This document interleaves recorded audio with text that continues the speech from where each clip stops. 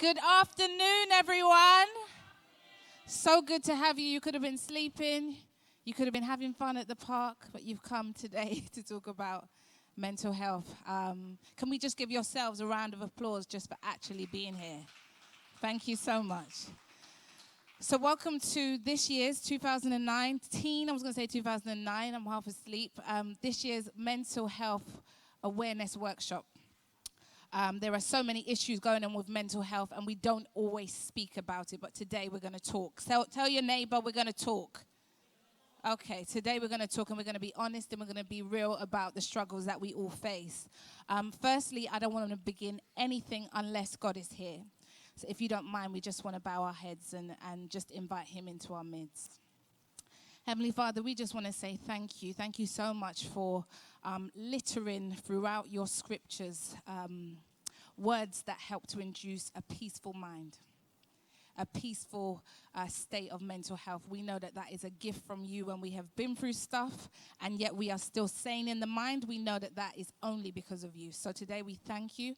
We ask that you inhabit our midst and that you are happy with what happens here. We love you, Father. In Jesus' name, amen. God bless you all. Everyone feeling okay? All right, so I'm going to do a few bits of housekeeping. The first is that the fire exits, we aren't due to have a fire drill today. So if you hear a fire alarm go off, it's for real. Leave your bags. I'll collect them later for you. And make your way out where you've come in. If by any chance you happen to be down there, there is another fire exit straight to the back and down the stairs and out of the door. Everybody clear on that? We congregate over the road, just where the Holiday Inn Express Hotel is, but hopefully nothing of that nature should happen today. Anyone know where the toilets are? Yep, just in front of me and to your left. We have a cafe. We've got lovely tea and coffee on sale for you today. And we've also got lots of products on sale. The first is by Miss Natasha Hill. She's got an amazing name for her company, Mums Reignite. And she's got lots of aloe vera products and things for you to... We talk about the healthy mind, but I know when I eat bad, I feel bad. So we also have to look after the casing in the body. Amen? There's also books for sale, and there'll be another lady coming a bit later who will have a book, some books on sale for you today.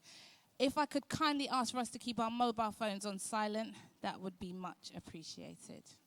Any questions? All right.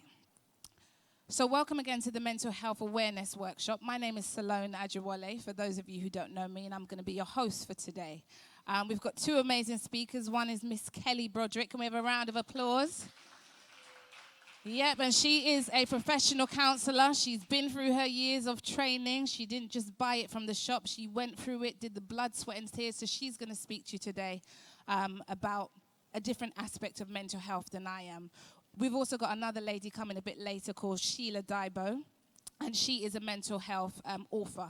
She's written a book called Broken Back to Peace.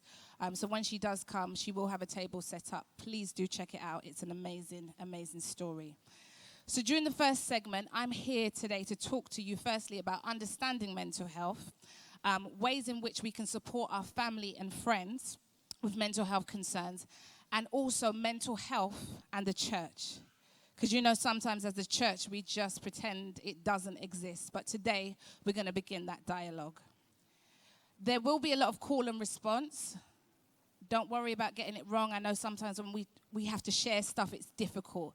But I found that we gain insight from other people sharing. So can everyone just clear their throat, please? All right, fantastic. By sharing, we gain deeper insight. I can see some people like, just don't ask me, But we're family here, so it's okay. Please take pictures. Feel free to take some videos. Any quotes that feel profound, do tweet them. Our social media handles, they'll be up in a little while for you. And please note down any questions that you may have for a brief Q&A at the end of each section. All right, so I'm going to start by telling you a little bit about me in relation to this topic. I assume a dual role here as both a pastor and as a psychotherapist. And in terms of my first role as a pastor, I believe that this is something that God put on my heart because it was something that I definitely just ran away from. I believe he orchestrated within me a desire to retrain as a psychotherapist, because what I found is that many people were coming to me and they were dropping their stuff at my feet, and I didn't want to leave them worse off than when they came. I wanted to make sure that I'd been trained properly so that when they come with their stuff, I could give them the tools to help them see a brighter tomorrow. I'm so passionate about mental health problems that I recently wrote and published a book called From Pieces to Peace. Anybody heard of it before? You have? Good book, good read. It's not sitting collecting dust on your shelf. Okay, if you haven't got it yet, you will have a chance to pick it up today. It's called From Pieces to Peace, Finding Peace in 5 Key Areas of Your Life. And it's essentially combining psychotherapy and faith. For me, on my journey that I've had thus far, I have found that to have a peaceful mind, psychotherapy is great, but if you don't have scripture, if you don't have God, it's hard to sustain it. Anybody else found that before? Fantastic. So today, you'll be able to get yourself a copy. All right, so research tells us that in 1 in 10 of us are susceptible to mental illness by the onset of simple things such as imbalance within the self, imbalance in your career, your finances, your health, your relationships. And what this book does is it is using faith and psychotherapy to help people just move towards the light. It uses both practical psychotherapeutic technique as well as scripture, and it marries the two of them to allow you to kind of reevaluate your thoughts. What am I thinking? Why am I thinking like this? To have a look at your behaviors, enabling you to move that much closer to the light at the end of the tunnel. Before we get started, introduce yourself to the person next to you. If you already know them, pretend that your name is maybe Selene or something else. And just tell them why you came today and what it is that you hope to get out of it.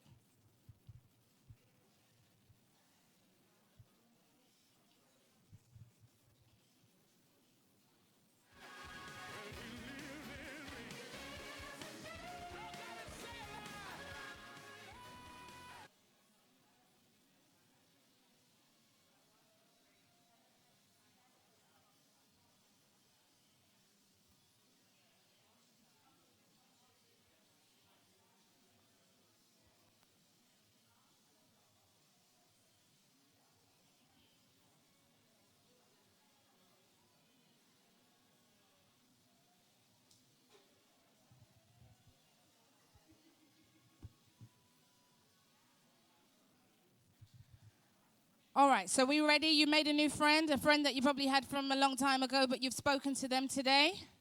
Fantastic. The first segment that we're going to speak about is understanding mental health. This is my first question to you. What do we mean when we use the term mental health? Shout it out to me. Emotional well-being, says the counselor. We need somebody else, please. Mental health. What do we mean by mental health? The state of your mind. Anything else? Mental health. Thought process. What we found is that there tends to be a lot of confusion when we talk about mental health. People immediately start thinking about mental health problems or mental illness, but that's actually only one part of the picture. Put simply, mental health is a person's condition in regards to their social, emotional, and psychological well-being. And just like physical health, everyone has mental health. And this can be thought of in terms of how a person thinks and feels about themselves and the people around them. It's also about our ability to not only make friends, but keep them. We can all make friends, right? But sustaining those friendships when life is going crazy is not always easy. It's about our ability to learn from each other and also to develop psychologically and emotionally. It affects how we think, how we feel, and how we behave. And it also determines how we handle stress. Anybody been stressed lately? Not easy to manage all the time. It determines how we relate to other people and how we make choices. Being mentally healthy is also about having the strength, but also the strategies to overcome difficulties and challenges that we can all face at any time in our lives. My next question then is, what then is mental illness? Mental illness or mental health problems. What is that? Say that again. A diagnosed condition. Fantastic. Mental illness. What is it? When somebody says, I think that person has a mental illness, what do they mean?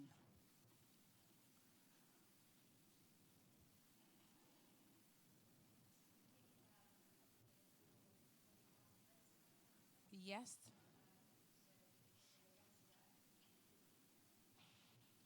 Bring on an episode of mental illness, most definitely. It refers to a wide range of mental health conditions. And these are disorders that affect your mood, your thinking, as well as your behavior. Name me some mental illnesses that you've heard of. Schizophrenia. Well, we've gone for the big one. Anxiety, depression, bipolar, personality disorder. Fantastic. You guys are right about all of those.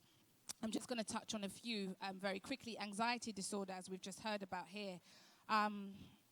Phobias is one of them. So spiders. Anybody here scared of spiders?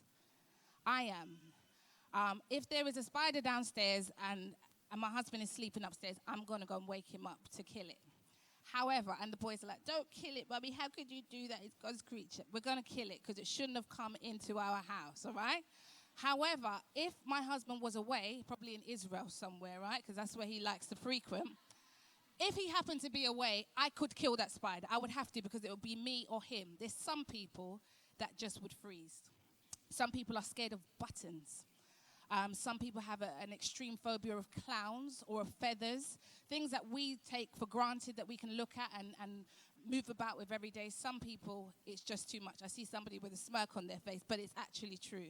I've sat with clients who find it difficult to sit near a stone. There are also panic disorders, which we're going to talk about a little bit later. Behavioral disorders. You heard that ADHD floating around. It gets labeled on a lot of our boys, unfortunately. And this is basically 6 months of disruptive behavior. I think back in the day, we would have just said, that's rudeness. Just beat them and sort it out.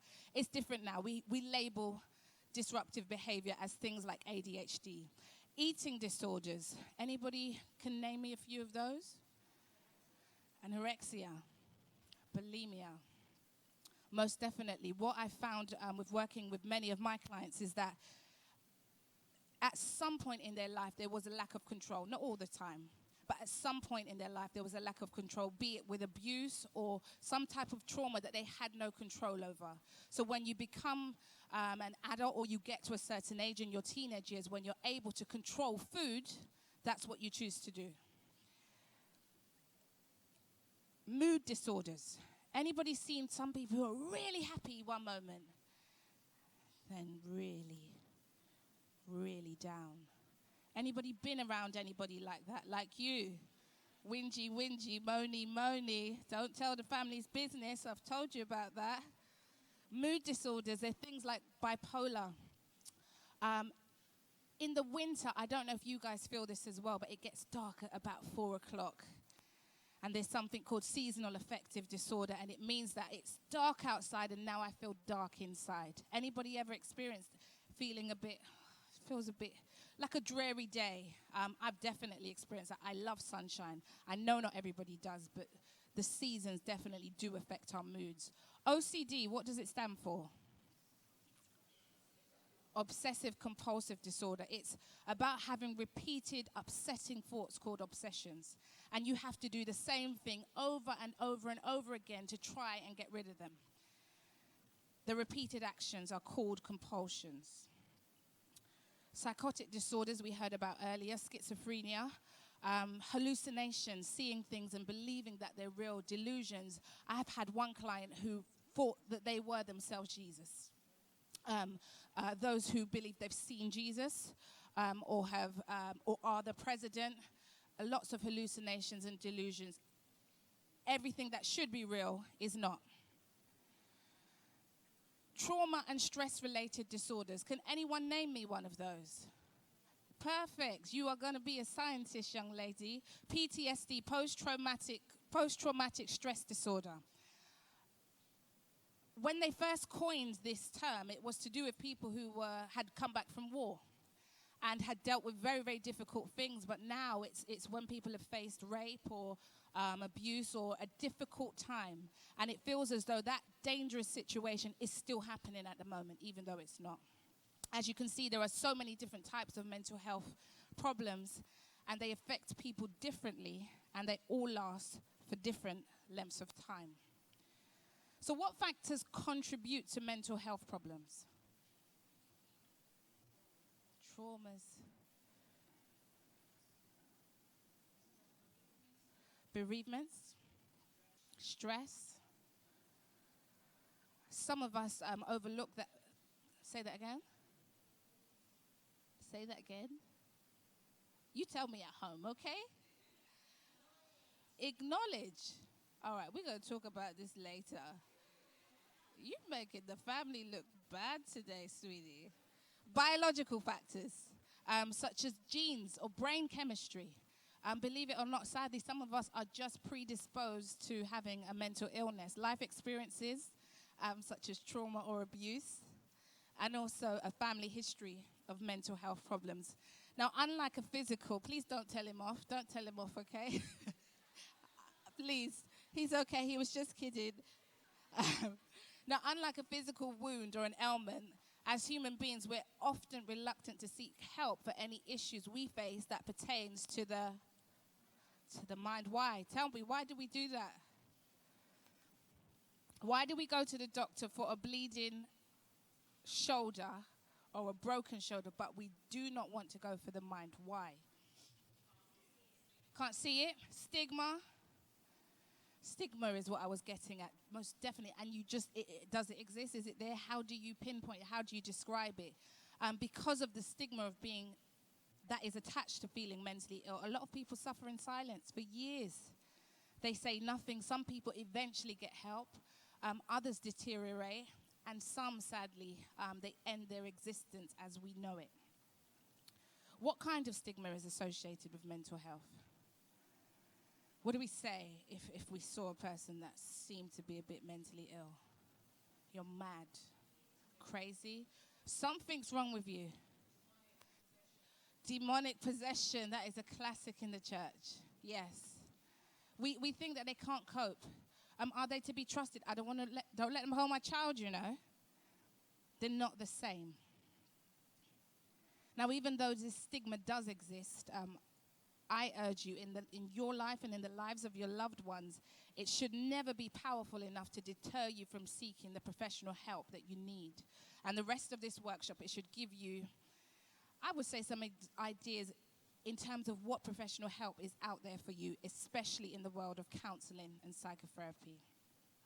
So far we've had a look at mental health, and we've discussed a variety of mental illnesses, and also had a brief look at the stigma that exists in today's society.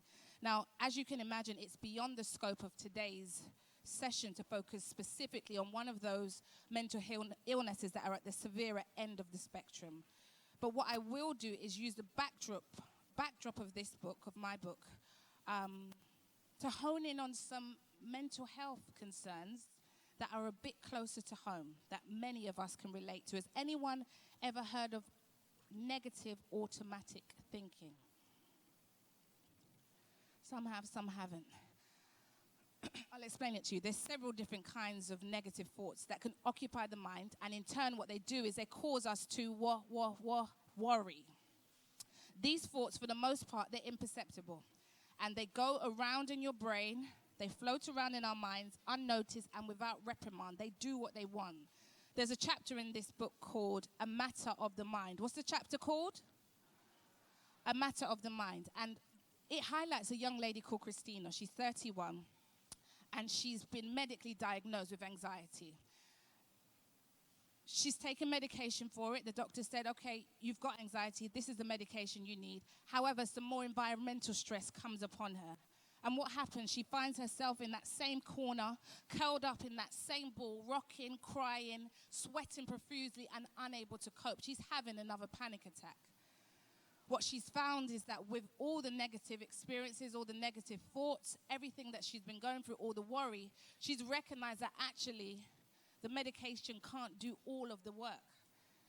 She has to fight back and that will be and is a matter of the mind. The Bible talks about the mind being unguarded, how dangerous it is. In an unguarded mind where we are not thinking about what we are actually thinking about. Do you get that? We're thinking all the time. And I find that until many people come in and sit in the counseling room, they have not paused long enough to think, hold on, what am I actually thinking about? Because we're on autopilot. We're just going. We're trying to complete all the tasks. But we're not pausing to see, well, how am I and what am I thinking? This is where this kind of worry sets in. And the negative thinking is powerful enough to rob you of your peace and also induce mental health concerns. I'm going to give you 5 examples of some NATs, negative automatic thoughts. The first is personalizing. Now, these are thoughts that they encourage the belief that something is either your fault or that the thoughts and behaviors of other people are taken in direct reaction to you. So an example could be, Harry seems really, really cross. I must have done something to upset him. Who said it was you? Harry's cat could have died this morning. It could have been anything else, but when you personalize, you say, it's my fault. This is just happening in the head before you even have a chance to check it. The next is overgeneralization. Now, these type of thoughts, they involve drawing general conclusions despite the lack of evidence to support the claim. So the words always and never, they often feature. It could be, for example, I missed the deadline again. I will never be good at this. Anyone had those kind of thoughts before, or just me? I've had them. The next is called dichotomous reasoning, and it involves a tendency to view things in extremes, rather than on different scales of the spectrum. So you say it's black or it's white, it's good or it's bad, it's right or it's wrong. This report is so bad, there is nothing good about it. I remember being a teenager, actually, and being outside the exam hall, and there would be people saying, I'm so nervous, you know, I'm not going to pass this, I'm not going to pass. I would just take my bag and go and sit somebody else. My mum would tell me, who you move with is who you become like, go and sit somewhere else. Be careful about these negative thoughts. They spread, they're contagious. Ever been around negative people before? After a while, you start to notice your behavior changes. You start to become somebody that you're not. The next one is catastrophizing. And these type of thoughts, they include overestimated assumptions of disaster. So an example could be, I wanted to get my edges straight. I left the flat iron on. The house is going to burn down. Unlikely, but we overestimate what's going to happen. The last that I'm going to speak to you about is selective abstraction. And this type of thinking, it centers on filtering important information to support a negative, not a positive, a negative viewpoint. So, for example, my lecturer said my essay was excellent, but there were a few errors to correct. He must think I'm really stupid. I've got an exercise for you all to do now. You ready to have a look at kind of if you've got any negative thoughts floating around? It's going to come round to you now, and it's taken from chapter 2 in the Pieces to Peace book. What it will do is it will highlight any negative thoughts that may be floating around in your mind, and it will allow you to reevaluate their place in our lives. I'm going to give you 10 minutes to work through it. You don't have to show anybody your answers. If you don't get to finish, it's fine. Take it home and finish it there. Better yet, grab the book.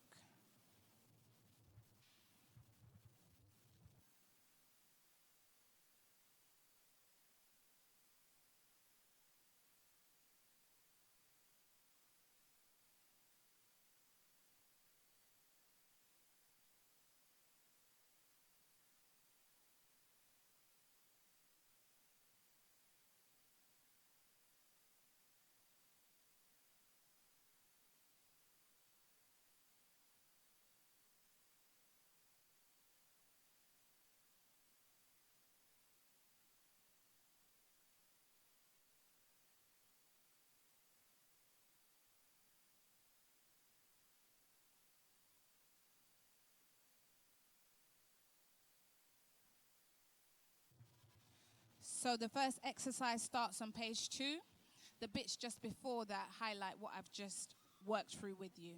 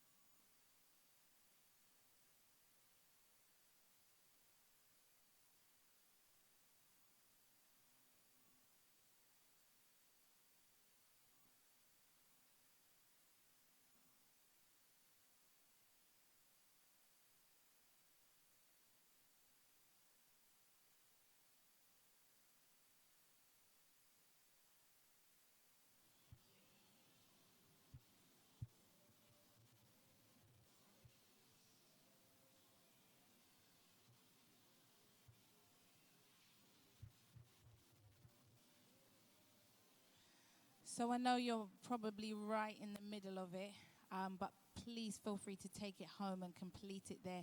How did you find that exercise? Makes you think. There's stuff happening and you're just unaware a lot of the time. Exercises like these, they bring them to the forefront. They bring them to light. Now, I find that in the world of psychotherapy, they'll say to you, so like anybody heard of mindfulness or mindfulness training? They'll say, let's just bring it into consciousness. But my thing is, well, what do you do once you've brought them into consciousness? Because these are difficult thoughts to manage. And my suggestion will always be to hand them over to the Father. There's a scripture when you go to the toilet. It's also on the bottom of your sheet that you've got in front of you. And it's Matthew 6:34. The Message version says, give your attention, your entire attention to what God is doing right now. And don't get worked up about what may or may not happen tomorrow. God will help you deal with whatever hard things come up when the time comes. So when these thoughts do come into consciousness, do not keep them. Negative stuff is to be left at the feet of God. Do we agree with that? Amen. God bless you all. So we're going to move on. The next segment I'm going to be speaking to you about is supporting loved ones or family members with mental health concerns. My first question to you is, has anyone ever known anyone, whether it's themselves or a loved one, with mental health concerns? You don't need to say who it is. Just give me a yes if you've known anyone with mental health concerns before. I have, most definitely. What did you notice about their behavior? Erratic?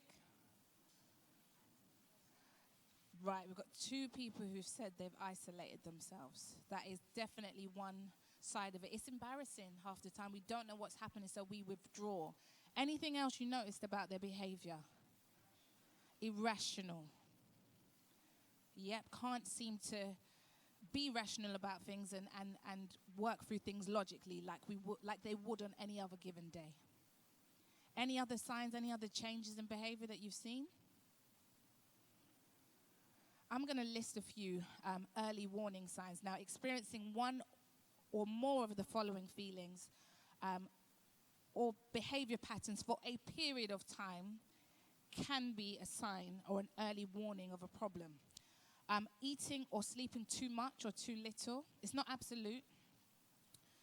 Pulling away from people. We just talked about isolation, or they don't really want to do their usual activities anymore. Having low energy or no energy at all. Feeling numb or like nothing matters. Having unexplained aches and pains. Feeling helpless or hopeless. Smoking, drinking, or using drugs more than usual. Anybody doing that here? Need prayer? Okay. Feeling unusually confused, forgetful, on the edge, angry, upset, worried, or scared, yelling or fighting with family or friends. Anyone seen people just switch it like, what? Whoa, it wasn't that big. Experiencing severe mood swings that cause problems in relationships. Having persistent thoughts and memories that you can't get out of your head. Hearing voices or also believing things that are just not true. Thinking of harming yourself or others. And an inability to perform daily tasks like getting up, ironing your clothes, getting your children ready for school. These are early warning signs. Now, the tricky thing is, apart from a few of those, a lot of those are behaviors we all exhibit from time to time. That makes it really, really hard to pinpoint. The key is to look out for patterns of this behavior occurring over a long period of time. If you saw these types of warning signs, or the warning signs that you described just a moment ago, how did it make you feel?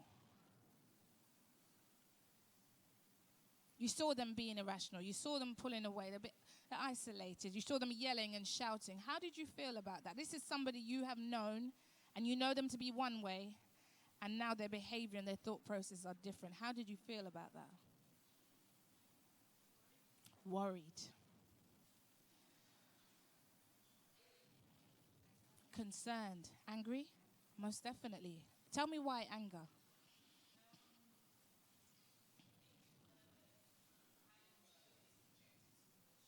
Yes. Of course. Exactly. Some clients have reported feeling embarrassed, frustrated. And those who are looking in, we often want them to be well, and we want them to hurry up and get well. We want them to snap out of it. Sometimes we withdraw, or sometimes we become overbearing. A lot of the time, what many of my clients sit in there and tell me is that they are being pushed faster than they are ready to go. Sometimes some people don't want a formal diagnosis because they don't want the label. It's understandable. It follows you everywhere. But at the same time, we want the help. What have you noticed about reactions from wider friends and families when someone else is exhibiting signs of mental health? How does everyone else react towards that person behind their back?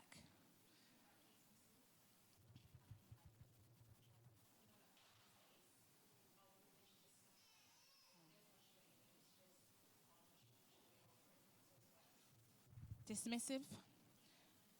Judgmental? Most definitely.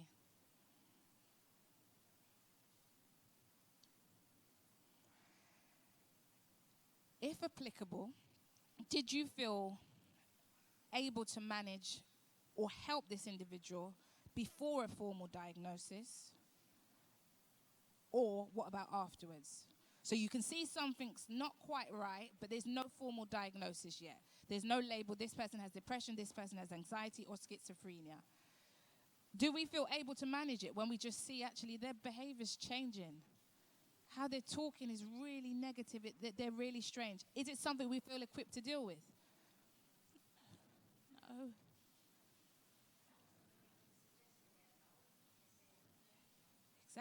Exactly that. It's such a touchy subject, and everyone's just like, no, leave it alone. Now, aside from professional help, how do you guys know how to support your loved ones? What kind of support they needed? How do you know? I'm going to tell you.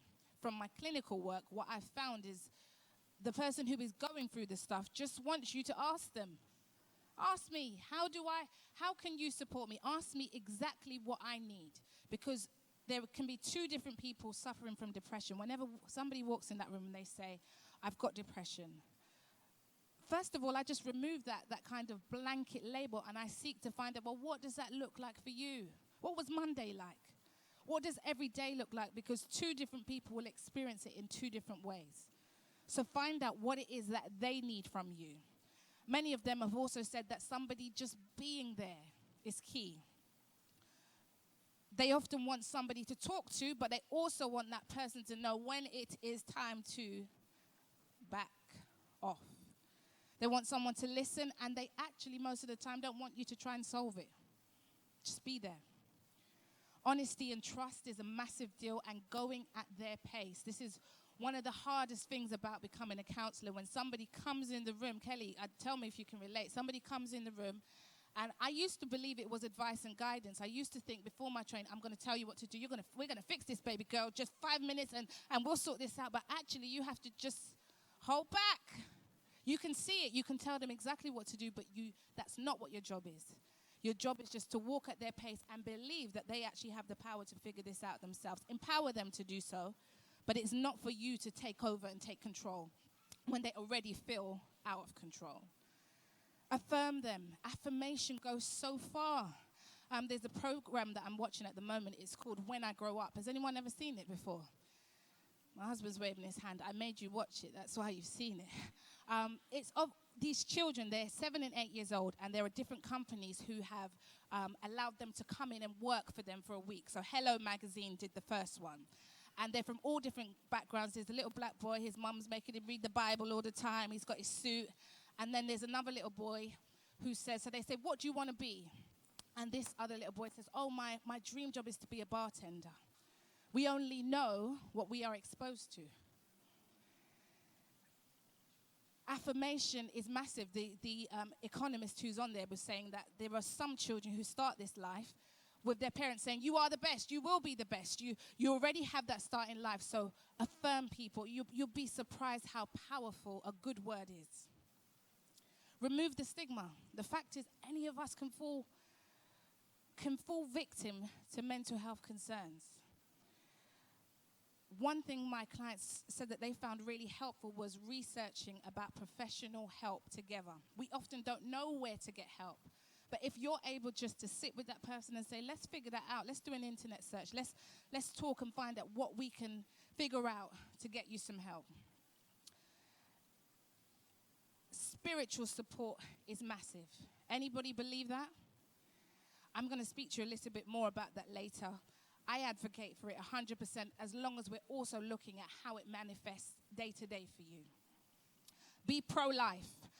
There was a time in my training and we were discussing, this is a few years back in the Masters, and we were discussing suicide. And there were so many Christians on my course, and they were indifferent about people committing suicide. Oh, we're pro-life. No, we're pro-choice. We're pro-choice. Oh, it's up to them if they want to kill themselves. And I was unashamedly, I thought, hold on, are we not supposed to be in a healing profession? Is that not what? They were just like, if they want to kill themselves, not me. I was the only one who said, no, sorry, I'm pro-life. And the tutor actually said to them, be careful about this way of being, because when it happened to one of his clients, when you have to live with that, that's hard. So as much as you can validate their existence, the world would be terrible if you weren't here. We need you. God created you. Life is not yours to take. Be open also. If it gets too much for you, there's something there's a term that says, who cares for the carer? I know some people in this church support many people just by talking to them, seeing how they're getting on, and sometimes that's very draining. So make sure you are also getting support yourself. Now, one piece of support alongside seeing your doctor that can help with mental health concerns is counseling. But I would make sure, if I were you, it was from a qualified counselor or psychotherapist. And what counseling does is it essentially just normalizes mental health concerns and just says, actually, it's okay. It's not as crazy or as abstract as you think it is. In the first instance, it makes it okay to admit that things aren't going as well as planned. And in such a fast-paced world where we only Snapchat and Instagram our best moments, nobody ever puts up the stuff that's going wrong. We act as though everything is going wonderful. What the counselor is saying is, it's okay.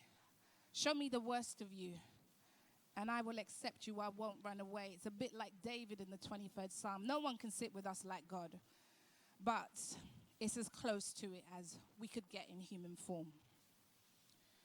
So what does counseling actually involve? Now, Miss Kelly will be expanding on it, but I'm just going to speak very briefly about it.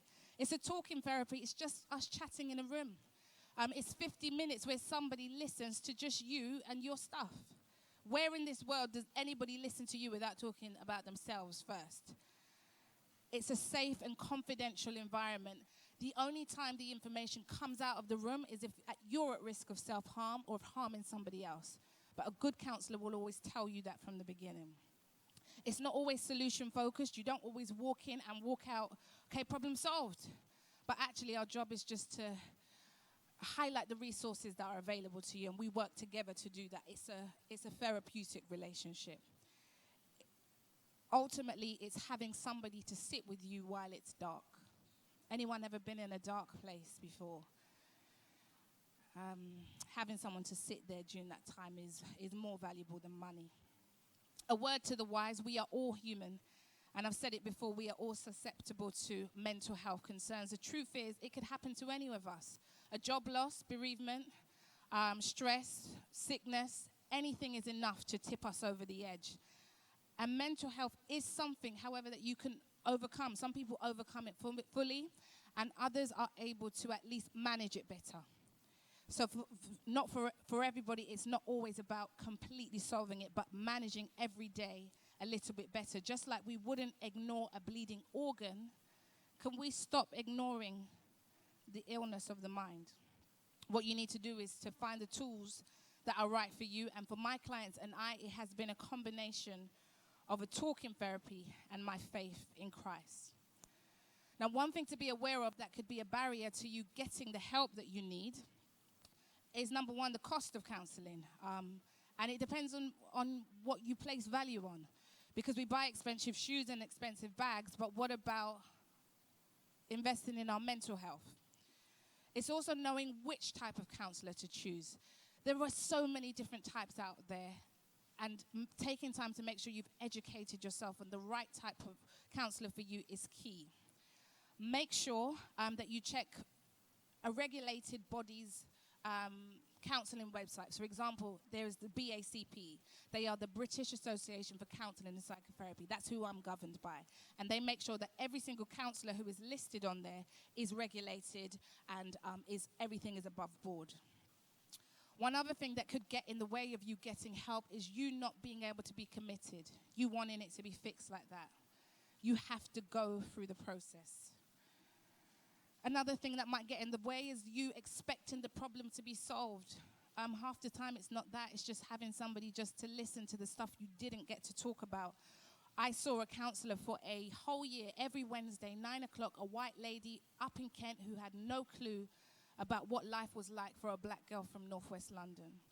I worked through the murder of my cousin, and this was maybe 12 years later, but this was the first time I got to talk about that stuff that I kept in because I didn't want to burden everybody else because everybody else was grieving. So it was just that room to say, this is how I've been feeling. Some people who want to go to counseling but don't worry about being judged or the fact that maybe their problem doesn't seem big enough to warrant the time of a counselor. For any good counselor, if it's big enough for you, it's big enough for us. If a chipped nail for you feels as though your head has been severed, then that's how it feels for us too, and we work with whatever you bring. So the last segment I'm going to speak to you about is mental health and the church. And as we have established, there are so many things that can, without warning, trigger mental health issues to arise in a seemingly normally functioning individual. Now, because of the pressures of having to appear to have it all together, especially in the church, can anybody say amen to that? I'm blessed and highly favored, right? Shame, it's powerful enough to keep us bound and bleeding on the inside, but performing, hi guys, happy Sabbath, we used to say, and performing on the outside. But honestly speaking, I have found this notion to be much more prevalent in the black and Christian communities that I have been a part of. Anybody else seen that? Seeking help in a professional way is counterintuitive to the black and Christian cultures I grew up in, and both have subtly opposed, though we don't do counseling, they've subtly opposed the use of psychotherapy in the pursuit of freedom from mental health concerns. In the black culture I grew up in, help constituted having a little conversation within the community. Seeking professional help was taboo. No wonder then that blacks are actually overrepresented in the psychiatric system, and we are least likely to be offered counseling or accept it. And that's research by Brooks 2009. Similarly, in the Christian culture that I grew up in, they reference scriptures such as, and he will be called Wonderful Counselor, Isaiah 6:9. And we were told to denounce mental illness. It's not happening, it's just a demon, or just pretend it doesn't exist. But actually, we're going through some real stuff. We were told to just seek counsel from a supernatural God and to ignore a fallible human being. Never sit with a fallible human being. Forgetting that anxiety and depression were in people like Job and David all throughout the Bible. Perhaps it's time for both communities to bring these thoughts into consciousness and to recognize that actually it's hindering our people from healing and from progressing.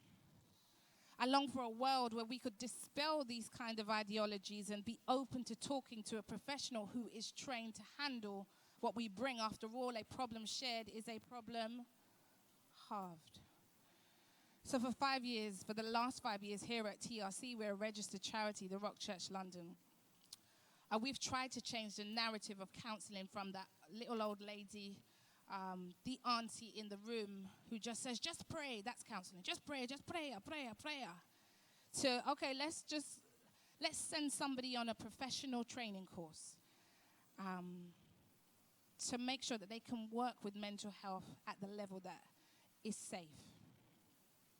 Whilst I am tempted to run away with this potentially idealistic approach and advocate for all churches to follow suit, I'm very much clear that it will require some undoing of the notion of keep your business to yourself. So if I were to advise the church on dealing with mental health issues, I would respectfully highlight the following. Now, although I do believe that there are spiritual aspects to mental health issues. It's also important to consider the physical causes and the physical manifestations, such as what does this distress look like for you on a daily basis? Now, I do believe that prayer is key, first to understanding what a person is going through, but again, on the human level, can we just find out, are you okay? How's today been for you? By the church investing in professional counseling or psychotherapy training, what I believe is that it ensures ethical practice. It makes sure that everything that's done is above board. I'm all for Christian counseling. My only concern is that we may be missing out on the scientific research. And we may not be able to delve deep enough, because the mandate for the church is to go out into all the world, not just the four corners of the church. So to do that, I believe that we have to have a holistic view so that we can counsel everybody, no matter what their walk of life is. Now, we have had Muslims come in here, in the cinema especially. We have had Buddhists, we have had Hindus, and they've wondered, what's the catch? You know, counseling in my private clients is £80 an hour. And we have done it completely free through the generosity of everybody who visits here. What I have found that it has done is it actually has got people thinking about, what is this God stuff? In the room, I mentioned nothing about Christ, yet unashamedly, it underlies everything about my way of being. They start to wonder, well, what is it that she has?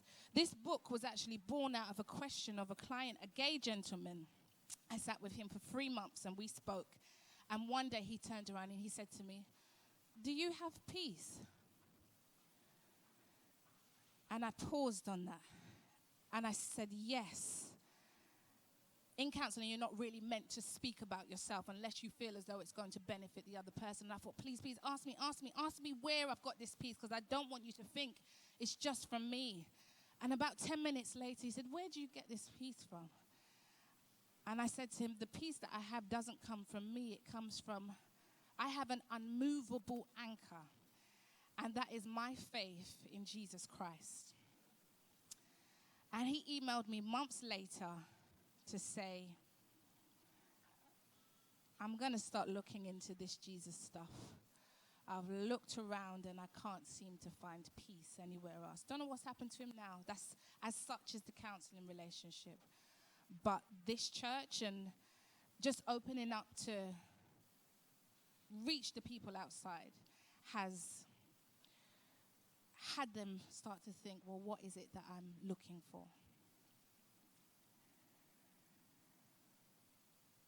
One thing I will say is that the church has sometimes made the error, just as I spoke to you about that auntie, of appointing unqualified individuals as counselors. And what they are doing is they are lifting the lid on very deep-seated issues, and they are unable to contain them. There's something called containment in counseling. It's by Gray, 1994, and it means that we might talk about abuse, we might talk about your father raping you, God forbid, we might talk about murder, but by the end of that 50 minutes, we have rounded it off just enough for you to be able to go out there and function. You're not left open and raw. And if you're not trained to do that, it's very difficult to do. I've also been privy to horror stories of major churches with very big names where the information is not kept confidential. There's been adultery, there's been rape, and by the second service, the business is everywhere. And then that induces further judgment and further shame for that person who it was so difficult for them to come to counseling in the first place. This is never, ever acceptable. And we have a duty of care to protect those we claim to love. Wherever possible, I believe that churches should seek to make counseling free, as we've done for the last 5 years. Whether it is something we will be able to continue to do, God knows. But it has been only through the generosity, or at least affordable, if not free. It's been through the generosity of people like yourselves. One thing I can say that the church does very well, or at least this church, is give people scriptures, bring the Bible to life, and show people that when stuff is going crazy, the Word of God is what you need to delve into. Research shows actually that true Christians, not those that just clock in on a Sunday, I've done my Sunday for the year, True Christians who read their Bible every single day and have hidden his word in their heart, they are actually more resilient because they rely on a power which is higher than themselves, that unmovable anchor that I've spoken to you about. And what I've done is from the Bible, I have taken a lot of those peaceful promises and I have littered them through here. The first is Psalms 94, verse 19. When I was worried about many things, your assuring word soothed my soul. Psalms 4:8 says, now because of you, Lord, I will lie down in peace. I love to read this to my children before bed. And sleep comes at once, for no matter what happens, I will live unafraid. Psalms 55:18, though many wish to fight and the tide of battle turns against me. Anyone had people against you before? That's a hard one, especially when you feel as though you've done nothing wrong. By your power, I will be safe and secure. Peace will be my portion. So reading and thinking about these kind of promises from God often helps sustain the peace we cultivate in therapeutic exercises.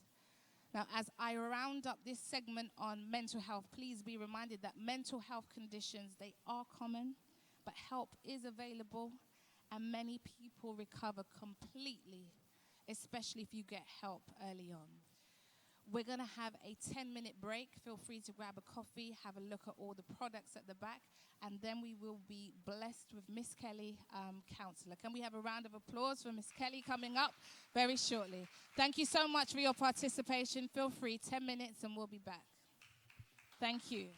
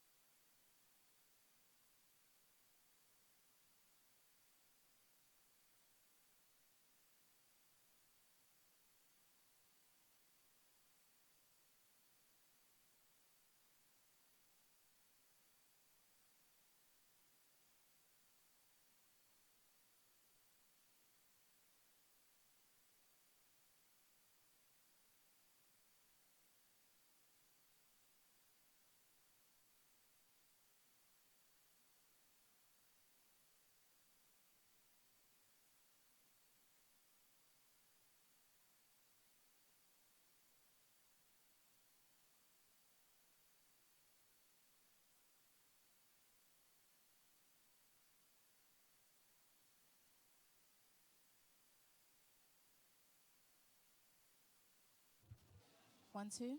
Guys, feel free to check out the different tables. There's merchandise for you to collect.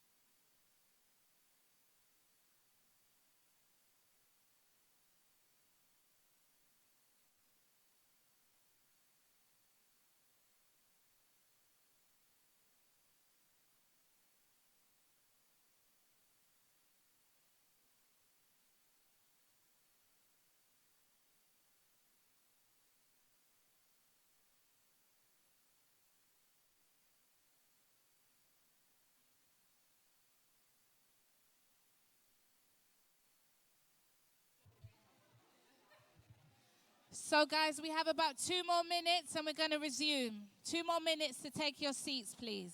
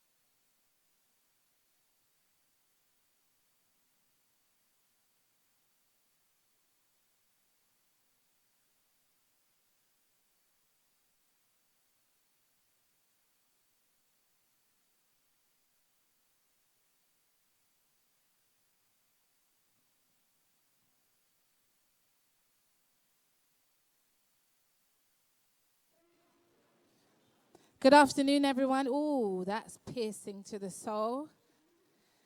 Thank you so much for coming. Can you just say to your neighbor, hey, how you doing? How's your mental health?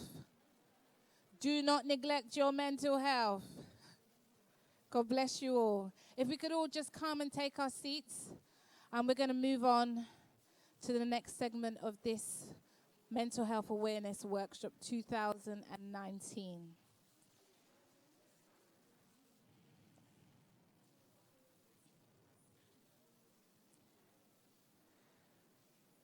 So we have a professional counselor, a dear friend, an old friend, a long-time friend who I've seen on a journey, and I've seen her actually complete what she started.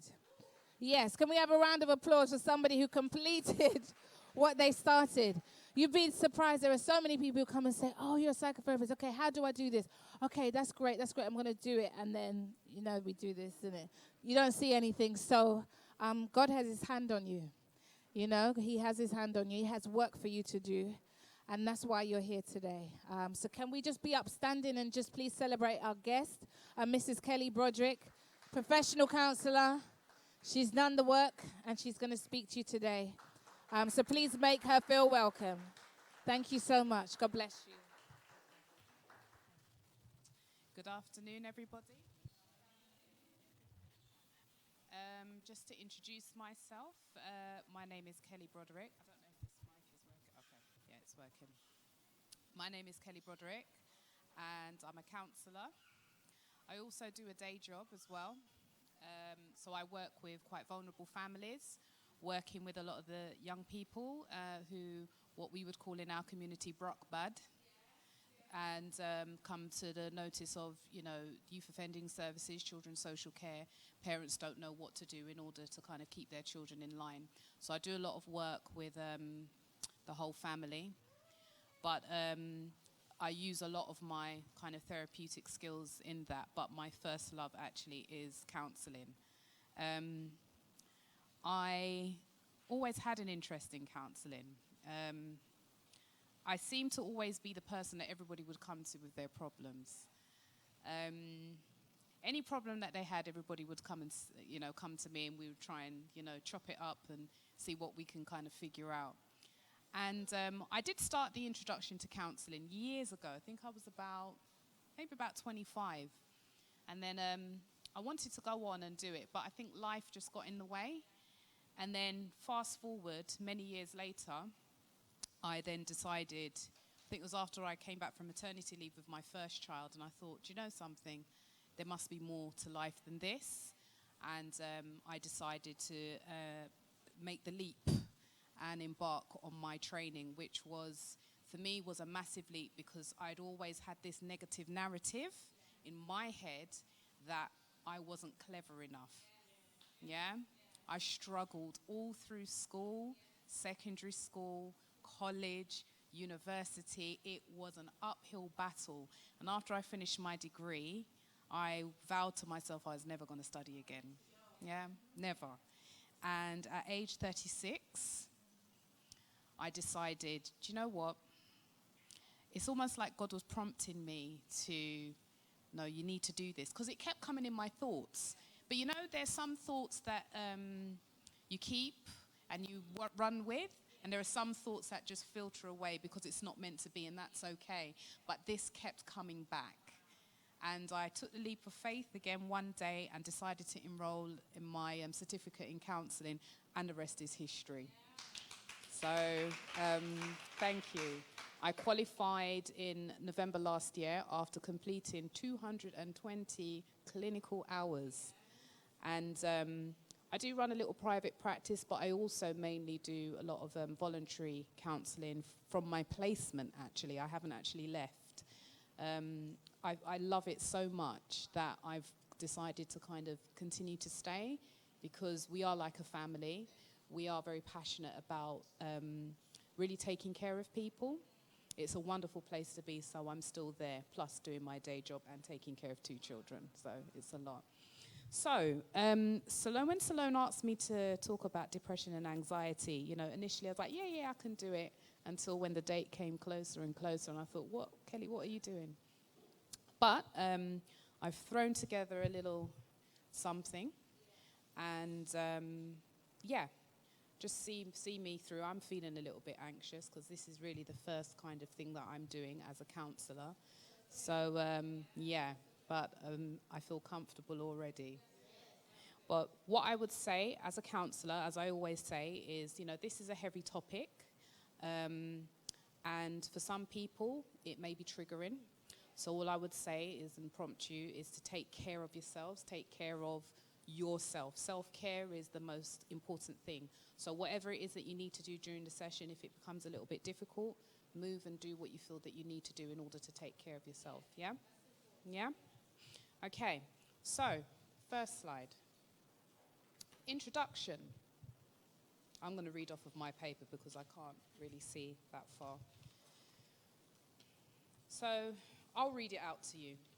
Mental pain is less dramatic than physical pain. but is more common and also more hard to bear. The frequent attempt to conceal mental pain increases the burden. It is easier to say my tooth is aching than to say my heart is broken. And that's taken from C.S. Lewis, The Problem of Pain. How many people can say that this sounds quite accurate? Yeah. I looked at it and I thought, wow, it's true. It's very true. Many of my clients come in and some of them really struggle to sit in the truth of where they're at right now, is that they are in some kind of emotional turmoil.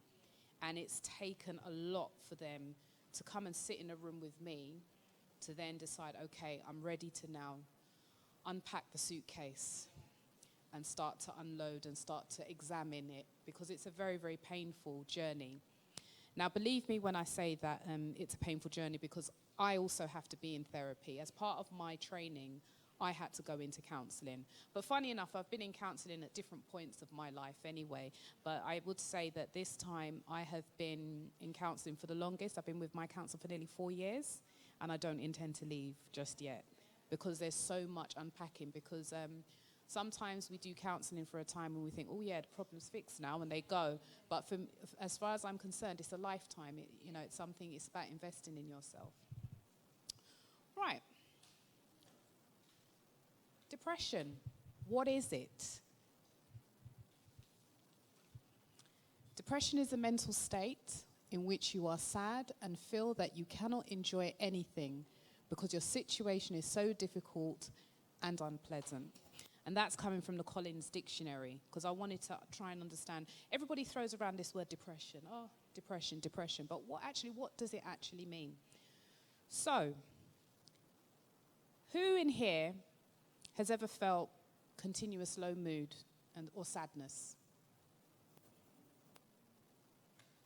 Feeling of hopelessness and helplessness? Having low self-esteem? Feeling tearful but not really sure why? Let's tell the truth out here. Feeling guilt-ridden? Feeling irritable and intolerant of others? I'll put up both hands. Feeling a lack of motivation or interest in things? Finding it difficult to make decisions? Having suicidal thoughts or thoughts of harming yourself? Let's be honest. I have to talk the truth. Feeling anxious or worried? So what we've just described in terms of what thoughts and feelings we've all experienced is actually depression. At some point in each and every one of our lives, we have experienced a season, or whether we are still there, or whether it's lifelong, depends on how it is. We have all experienced some sort of depression at various levels, because there's various different levels of depression. And depression is usually longer than 2 weeks. They normally say if it's a consistent low mood for more than 2 weeks. That's generally what the NHS says.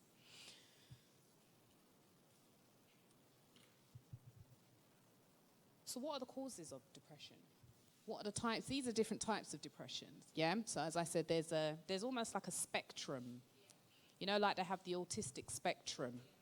This is almost like a depression spectrum of the kind of different types of depressions that people go through. And interestingly enough, I have worked with parents who have probably experienced all types of those different types of depressions, whether it be during my day job or whether it be a client coming into the room to see me. And it's not easy. Yeah, it's not easy. What do you think are the causes of depression? Can anybody give me any kind of answers in terms of what causes depression? Does anybody know? At the back. No, don't. This is not a clinical setting. That's okay.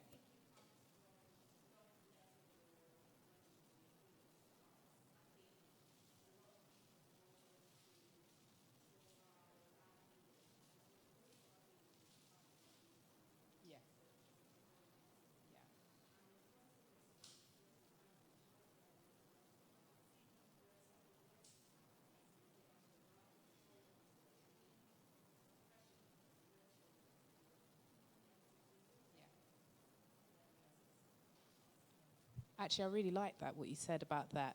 Depression can also be like a nurturing of negative feelings, because you do nurture it. Because remember I just said before in terms of there are some thoughts that come through our mind and filter out, but there are some that come to stay. And negative ones, where we need to try and allow them to filter out. Sometimes with depression in particular, you hold on to it like a baby, and you hold it and you nurture it and you love it. And you continue to live in this repetitive cycle of sadness, which gives you that picture that life is never going to change. Yeah? I'm going to look up some symptoms. So there are many symptoms of depression.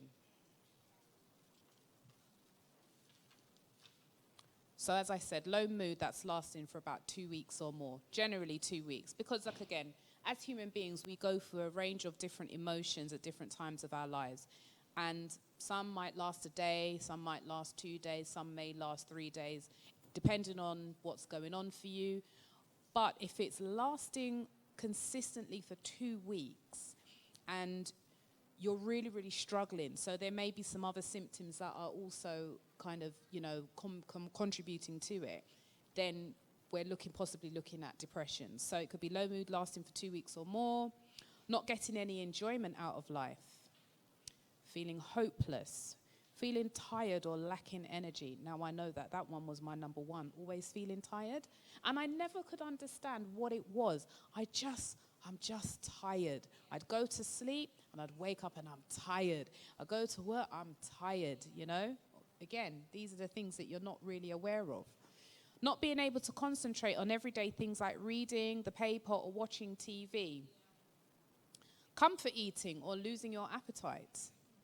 Sleeping more than usual, being unable to sleep. So you might be up at, those wee hours of the morning, and all kinds of thoughts are going around your head, that you're not unable to concentrate, you're unable to go to sleep. Having suicidal thoughts about harming yourself. Now that doesn't happen in all cases, but that's probably more in the more severe cases of depression. How many have experienced that? Yeah, let's be honest. Yeah, I can say that I've probably experienced most of those, Because I think as well, the reason why I want to bring a little bit of myself in here is because as a therapist, we're not allowed to give any information about ourselves. Often I have clients coming into my room and we're having a conversation, or they're talking to me and telling me about their thoughts. What do you think? And I have to, sometimes I'm ready to jump in and, give my opinion. But, in terms of our code of conduct, I have to kind of sit back and say, this is your time. I'm just wondering what's going on for you, why you would want to ask me what my thoughts are, because this is your room. You command how you want it to be, but I'm interested in what your thoughts are. So often I have to kind of divert the question back to the client. Because sometimes it can be hard for some clients to focus on themselves. It can be really uncomfortable. And it's also for the therapist, it's very uncomfortable for us as well. So we're not sitting there, I think there's an age-old kind of depiction of what a therapist looks like. They're sitting on the couch and the client's laying on the sofa. That is actually psychoanalytic therapy, actually. But you're laying on the couch and, the therapist is just sitting there writing notes and there's silence. That's not what I do. I get into a conversation with my clients. Right. So we've already looked at some of the causes of depression. So let's look at it in greater detail. So loss and bereavement. So it could be loss of a spouse, a job, pet, loss of children. It says waywardness. We do live in a wayward society at the moment where everything seems to be wayward. Failure and status. History of depression in the family. Now, this is a very, very interesting one for me because I went on a counsellor's retreat last week with my placement, and we did a weekend about generational trauma, and it was so interesting, where we talked a lot about the history of our family. I'll go into that a little bit later. Childbirth and hormonal changes and increased responsibility. Yep, hallelujah. Didn't realize. I thought, no, I'm enlightened. It's going to be okay. I'm prepared for this. And it hit me like a train. And you don't even realize where it's coming from. You have no control over it. But what I have learned second time around when I had my second child, I just sat with it. But also as well, I was in therapy at that time, so I knew that I could bring all my burdens to my counselor. And that was an easier transition for me. Social isolation. So we're living in a world where we don't necessarily live amongst our communities anymore. Where, I live in Walthamstow, my family live in Romford. If anything happens now, I have to get on the M25, provided your car is working, or if you have a car, it's a long way. We live quite far from each other. Social media has taken over, and we're much more kind of able to have conversations over in cyber world rather than, do you know what? I'm going to come to your house like what we used to do. So there's a lot of like social isolation, but also as well for some of my families that I've worked with, they actually isolate themselves because life is so tough. They almost live in a bubble because they think that they're the only ones that are suffering. So that also kind of contributes to social isolation. Substance abuse, what do we do to numb pain? We may use substances in order to numb the pain, to drown it out. Or there may be medical conditions. There are some medical conditions where maybe you're taking medication and then you're maybe at a higher risk of maybe having depression. So psychosocial factors such as money problems. We're living in a really, really tough society. Money is tough. It's hard to come by. Everything is, inflation. My pay isn't inflating with the way the rate of inflation is. It's very stressful. Prolonged stress. It could be for a variety of different reasons. Housing issues. Do you know something? I go into many people's homes. And, I would say that I lived in quite a comfortable home, and do now. And think, I'm okay. I like coming home to my house. I've made it an environment that's, that works for me. I go into some homes and it honestly is absolutely horrific. Some of the conditions that people are living in. And not only people, but children are growing up in. And then there's an expectation for children to go to school and do their work, not concentrating, and be model students. But if you go and you look at their environment, it's not conducive for their mental health. So I've gone to places where, you've got a mum and two children living in one room. The state of the home, the home repairs, there's no repairs. They're constantly calling the council, yeah, we're coming. No one's coming. They're living in estates where there is some serious antisocial behavior going on. You're walking in the stairwells, you're, stepping over needles and, it's really dangerous. People are living in some dangerous situations. They want to move. They don't have the money to move because they have to wait for the council to move them. And the council, they're not moving anybody. They're not moving anybody. And even in terms of overcrowding, because that seems to be a major issue, overcrowding, you can use your living room as a bedroom, so people are not being moved. So this would have a massive impact on anybody's emotional well-being, because you're supposed to come home and shut your door, and your home is your sanctuary. But for many people, they would rather avoid going home because it's quite the opposite. So, the myths on depression. How many have heard all of this? All depression's the same. Depression is no more than faulty thinking. Antidepressants can cure depression. Do you know how many times I've heard that one? People who commit suicide are always depressed. Depression will only occur if you give into it. Is there any wonder why people who do suffer with depression may disappear, want to isolate themselves, want to kind of avoid these. And this list is not exhaustive. I've literally just chosen a few. Yeah. Now, growing up in a church environment, that can be the worst place for a depressed person. Let me tell you. There are some of those old aunties or their old grandmothers, because they don't do stress, you know, they don't do depression, because their understanding of depression is somebody being locked up in an asylum who's been, you know, kind of tightened with belts, they can't move, and drugged to the eyeballs. And let me just say, that's a reality of what's actually happened in the not so distant past. That's actually happened. And some of these old grandmothers and aunties, or even like my mum's age, my mum, you know what I mean? That's what they've experienced, and that's what they understand of depression, and they're frightened to talk about it. So what do we then do? We completely distance ourselves from, I don't suffer with depression, I have the Lord. I pray. I don't do them things. No. Counseling, me not tell my business to nobody. You know, coming from a Jamaican household, do you know what I mean? Nobody, you're not supposed to talk your business. You are taught from a very early age, whatever goes on in the house must stay in the house. Seriously, you don't talk the business and carry it out a street for people to come and judge and think that you're not taking care of your children, you understand, or looking after things properly. Because we are trying to keep up with the Joneses and trying to look some type of way. Yeah? But church can be the worst. And interestingly enough, with this placement that I'm at, it's a Christian counseling service.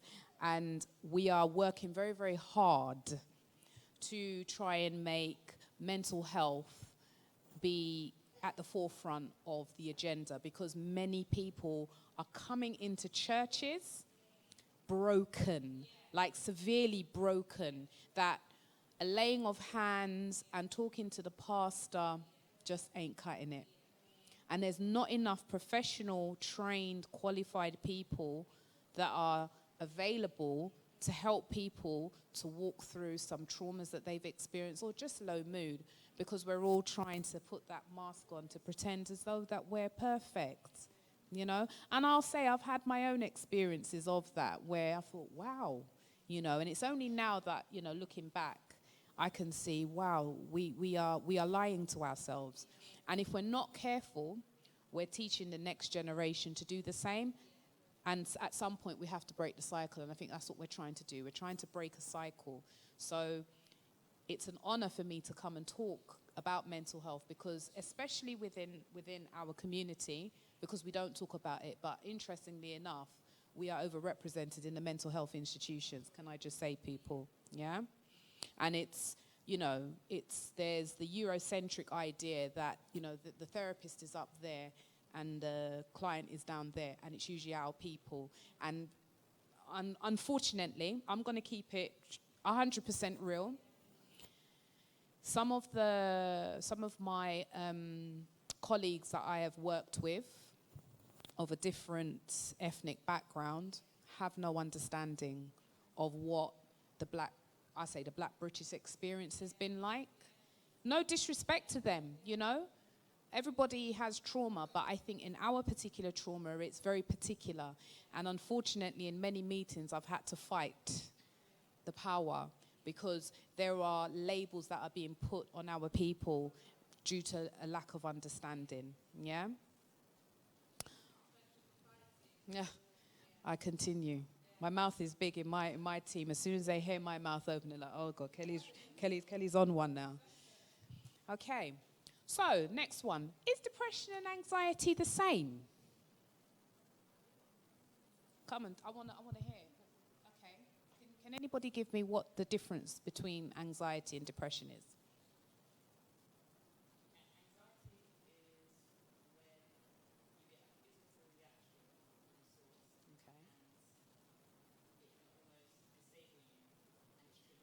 Okay. Okay.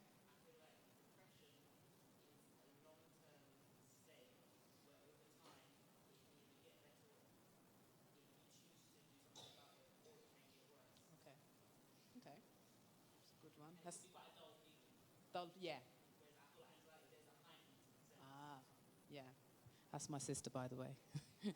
Anybody else? Anybody else can give me the difference between depression and anxiety? No? Everybody's scared to... No, go.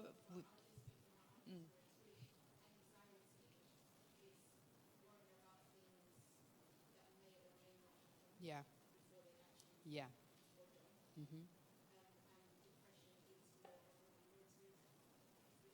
Mm-hmm.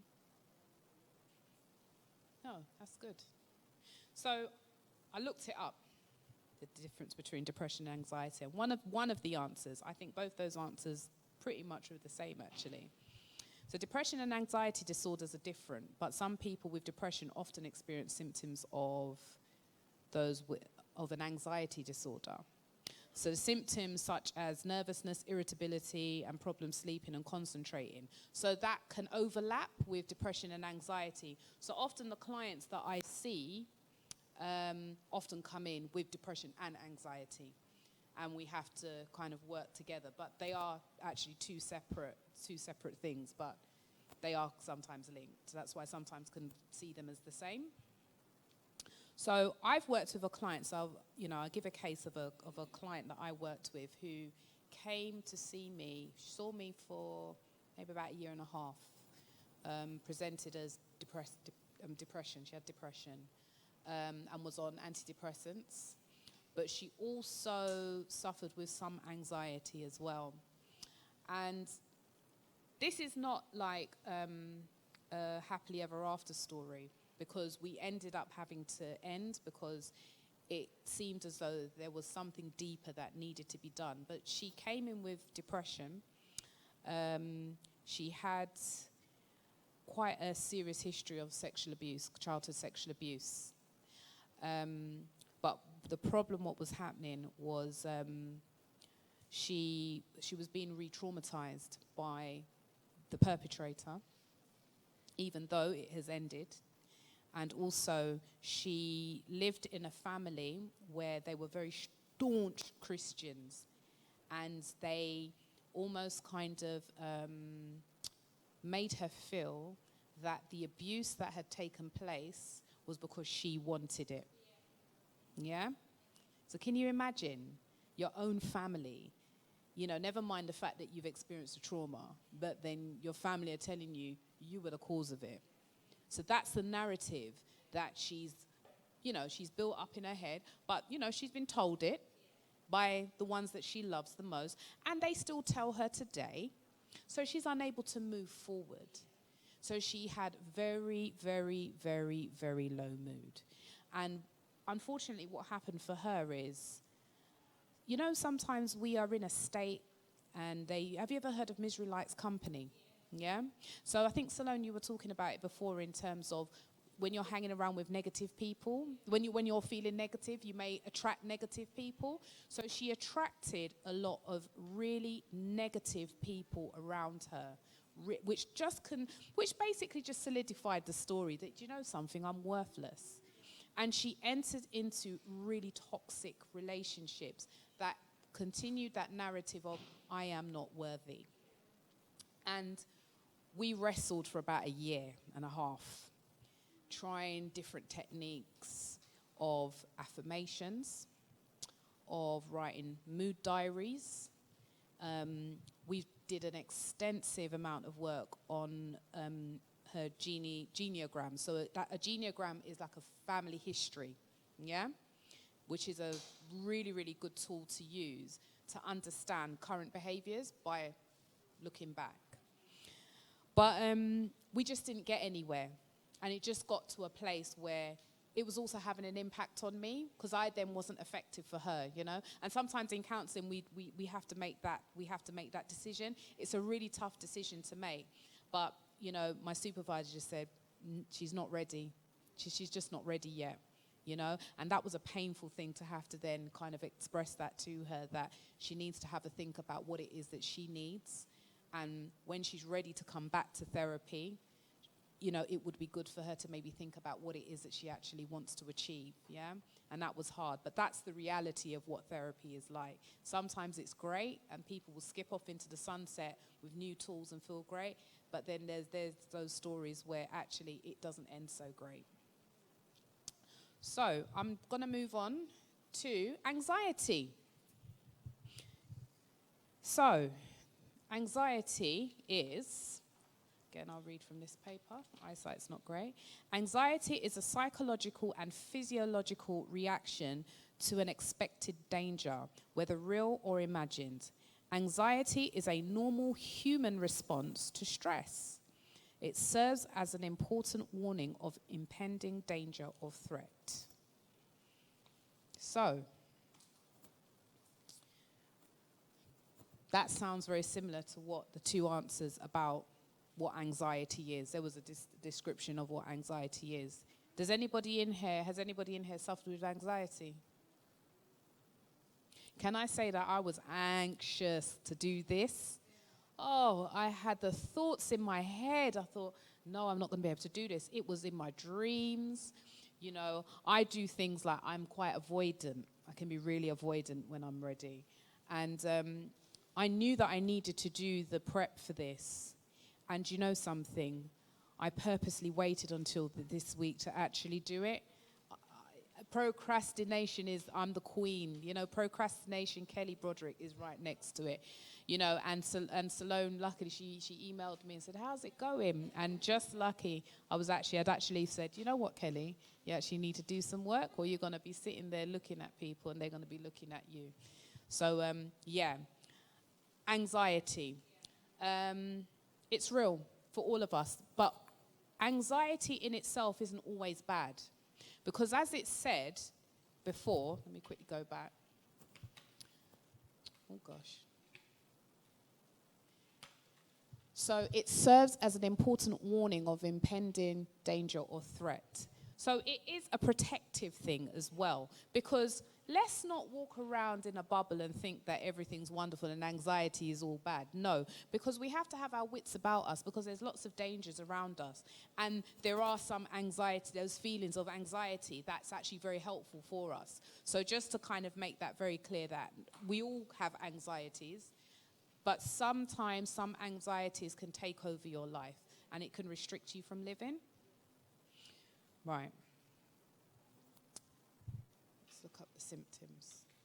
So there's different types of symptoms. So there's the physical, there's the thoughts, which is we call cognitive, emotional, and behavioral. So I'm just going to quickly just slide through what some of these symptoms may look like. Again, like I said, the list is not exhaustive. I'll quickly read it.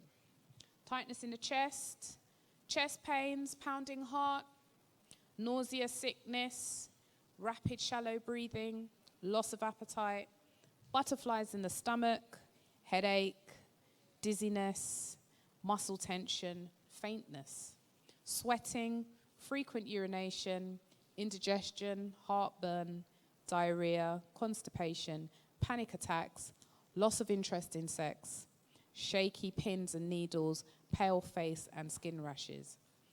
Has anybody experienced any one of those symptoms? We all have, in some way, shape, or form. Some may be more than others. The next one. This is about your thoughts. Persistent worries and uneasiness. Obsessions. A sense of fearful anticipation. Like today, I was fearful and thinking that people were going to fling things after me and tell me, you're rubbish, you don't know what you're talking about. Inability to concentrate. Fear the worst could happen. I would do a rubbish presentation and everyone's going to tell me that I was whack. Pessimistic outlook on life. Yeah? Now, interestingly enough, just to give a bit of self-disclosure about myself, pessimistic outlook on life. I always thought that I was quite a positive person. It wasn't until lots of things have happened in my life. And interesting enough, as well as my sister, you know, being my sister, my best friend has been there from day one.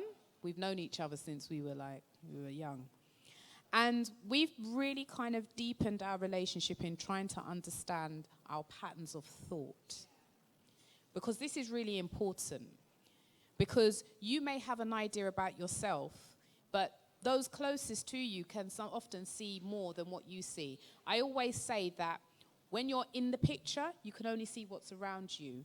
But those who you trust actually have a better view of what you have of yourself. But we also have to be able to be vulnerable enough to accept and hear with loving ears what our loved ones have to say and make a move to change. And you know what? One thing that she noticed about me, she said, I noticed that you're quite pessimistic, actually, that there's things that you say and you say, oh, this is always going to happen. Oh, this is never going to change. And you know something? I thought, oh, that's an interesting observation. And I thought, I need to look into this a little bit deeper. So what I started to do, I started to track my thoughts in 1 week. It was exhausting. Absolutely exhausting. And what I noticed was that, you see when that questionnaire where you talked about the percentage of negative and positive thoughts, I would say that 80% of my thoughts were probably negative and 20 were positive. And I thought, ooh, hold on a second. We got to change up this story. This is not right. So what I started to do was I would capture my thoughts. You know in the Bible it talks about capturing your thoughts. It's a very true thing. I started to capture my thoughts. I started to examine it and then try and put a positive spin on it. And it was an exhausting week. Because every time a thought come in your head, oh, hold on, you know, you automatically go to revert to type. And I thought, oh, no. Actually, hold on a second. Let me kind of look at this differently. And I tell you what, it changed my life. It revolutionized my life. It changed my life completely. So this is something, in terms of people that suffer with anxiety, this is something that I see come into the room all the time. This is some of the young people that I work with, some of the parents that I work with, all of us. And I think that's a really, really important part of our thoughts in terms of anxiety. Then there's emotional symptoms. Mild irritation to terror. Can anybody tell me anything about that? Has anybody experienced that? No? So, and that's an interesting one. So I'm not 100% sure myself because I'm trying to understand it myself, but I'm thinking a mild irritation to terror. So I'm wondering if that's got something to do with something terrible may actually happen, but there's that you're aggravated by it. And it's a hard one. I was actually thinking about it and thinking, that's interesting. I thought, let me leave that in and see if anybody else could come up with anything.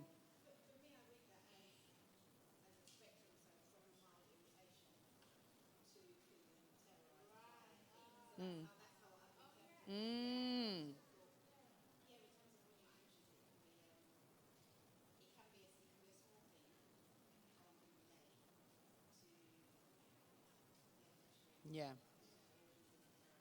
Yeah. Yeah. Uh-huh. Thank you for that. See, we learn together. Counselors, we don't know everything, right? And we don't know everything. We will need to learn.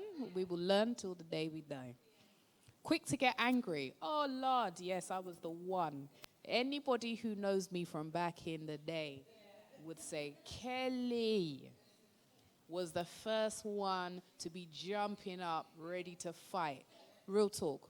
Because that was my anxiety, like anxiety. So some people just think that people are just aggressive. So I don't like when I have a real issue with people being labeled as aggressive, especially within our community, especially a lot of our young black boys, black women as well. She's aggressive. Well, do you know where that actually comes from? Have you actually looked what's behind it? Often, it's anxiety. I'm working with a young boy at the moment. Really, really love him. He's a lovely boy. But I tell you what, he terrorizes everybody in the school. But that's because he's anxious. He doesn't understand what's going on. He hasn't engaged in education very well, and he doesn't understand it. But he's anxious. He's anxious to ask because he thinks that everyone's going to laugh at him. He's anxious that he's not going to know. So what he then does is he becomes aggressive. He will flip tables. He'll do all kinds of stuff. You know, oh, he's aggressive. I'm like, no, I think we need to be really careful about the labels that we're putting on him, because he's then picking that up and he's actually reverting to type. Do you know what I mean? And maybe we need to find a different way of describing what he's actually feeling, because he's unable to understand his feelings. So, you know, he externalizes it by becoming angry. Next one is feeling of loss, losing control over your action, or going crazy, or being on the edge. How many of us have been there? Absolutely. When we think we can't manage something may happen, and we're thinking, do you know something? It's going to happen. I'm not going to be able to do it. I tell you what, I had an assessment that I needed to write, and the deadline had passed by many weeks, and I had supervision, and I was thinking, I was actually crying. It's going to be terrible. I'm going to get into so much trouble, and I completely catastrophized the whole thing. And you know something?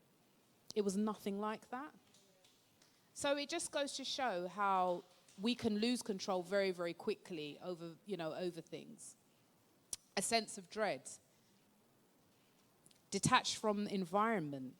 So sometimes you can be completely detached to what's actually going on around you. I have a mum who she's been diagnosed with complex PTSD after a very, very traumatic childhood. And she keeps going back to that place almost as though it's actually happening right now. And she's talking about it, and she's detached from what's going on around her, who's around her, and she's just in that place, detached from your environment.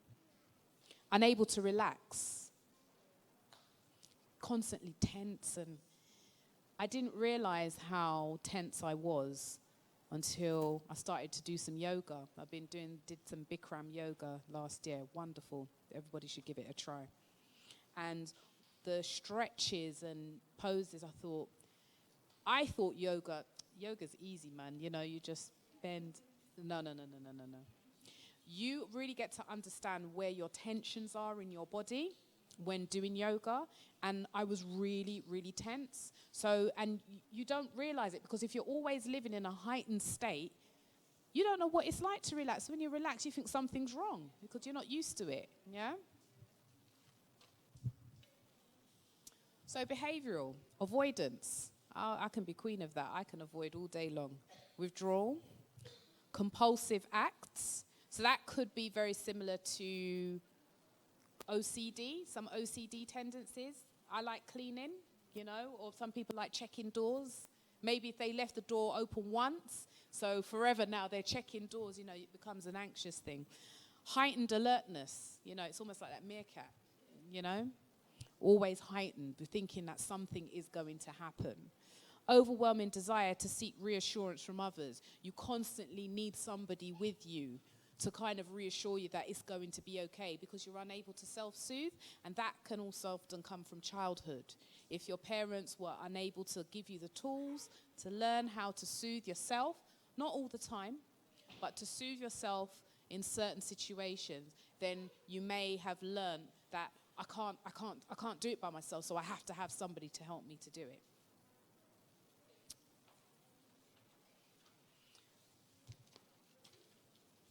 So just a quick thing to just talk about how helpful therapy can be. So I treat a lot of clients with depression and anxiety. That's the main kind of situations that people will bring into the therapy room. So what I tend to do, and I've mentioned it before, that I tend to do a genogram, which is like a family tree. Any social workers in there? Yeah. You know the genogram part of your assessment, yeah? Genograms are a wonderful tool because they're shapes, the shapes and symbols, they mean different things. But I think it's really important as people to know your family history.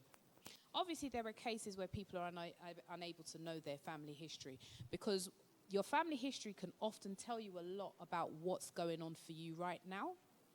Yeah? And I've had clients that have come in and, they said, but I want to talk about what's going on right now for me. I thought I was here to sort out my depression right now. And I'm saying, yes, we are going to do that. However, it might be important for us to work backwards. Yeah? It's always important to work backwards, because then you kind of have an idea of what it is that you're dealing with. And I worked with a client who, she was really proactive. So she came in with depression and anxiety. And one thing that she did, I asked her a little bit about her family history. And she's like, oh, do you know what? I don't actually know. She said, you know something? I'm going to go and find out. And the very next week, she said, have you got any flip chart paper? Oh, okay. Got some flip chart paper and the big old pens. And she came back with a full family history. She went and she spoke to relatives and her mum and her dad. And we did one side for her mum and one flip chart paper for her dad. And what we noticed were certain themes that ran through her family that she was able to recognize in herself. And they all had a story attached to it. And generally, it was trauma. It was all trauma. And we are now living in a world where we are looking at trauma as a way to understand mental health now. Yeah, so there's a lot of kind of talk about, we call it in my council that I work for, it's trauma-informed practice. Yeah, so we're looking at the history of people as opposed to looking at just the behavior of them. We're looking at, well, what's behind it? And I know that in the US, there's a lot of studies that have taken place to look at how slavery has had a massive impact. They call it post-traumatic slavery syndrome. It's a real thing. So you may not have experienced particular things in your lifetime, but if you look back in your family history, it could be something that could have subconsciously been passed down through your parents. So before a child is born and they're in the womb, they experience everything that the mother experiences, the baby does, yeah? And what you don't realize, because, and obviously it's only research now, longitudinal research has now proved that traumas from the past is playing out today. It's today, yeah? And at some point, I guess we have to try and break the cycle, yeah? And it's important to break cycle, but it's also painful to break cycles as well, yeah? Because it means that you may be a one-man bandit trying to break a cycle, and everybody else is actually quite happy living in what they know. But it's a really important piece of work because it also helps the next generation to move forward. One thing that struck me as quite interesting, my children, they're very, they've got a lot to say. And, my eldest has no problem in telling me, I don't agree, or you made me sad, you shout too much. Oh, it's really, she's laughing. It's very, very painful to hear those things. But I've had to learn to give her the space to be able to talk about how she feels. And something, and for me to be able to kind of maybe reflect and think, maybe I need to review certain practices. See, when I was growing up, you had no opinion. Children had no opinion. No, your child was to be seen and not heard. Yeah, that's the culture that we lived in. Yeah, and as a result, many of us have grown up, reliving particular childhood things that we were unable to say. Yeah, so often clients come into the therapy room and sometimes they revert back to their childhood. And we call it projective identification. You almost become their parent, but you have to kind of do it differently, where you then allow them to be able to open and speak. Because sometimes they'll use you subconsciously as a beating post, as that person who may have abused them in the past, or, for whatever reason.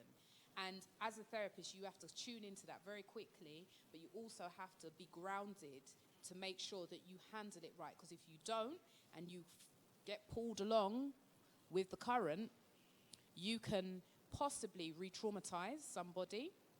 And as well, you could let them leave the counseling room and they're all over the place. And, they could do whatever. Yeah? So I do things like the genogram, which is really important. It helps to understand what we call family pathology, generational experiences and trauma. I also look at, doing mood diaries. Mood diaries are a wonderful thing. I've just about to finish with a client who came in with depression and anxiety. And she's done some mood diaries.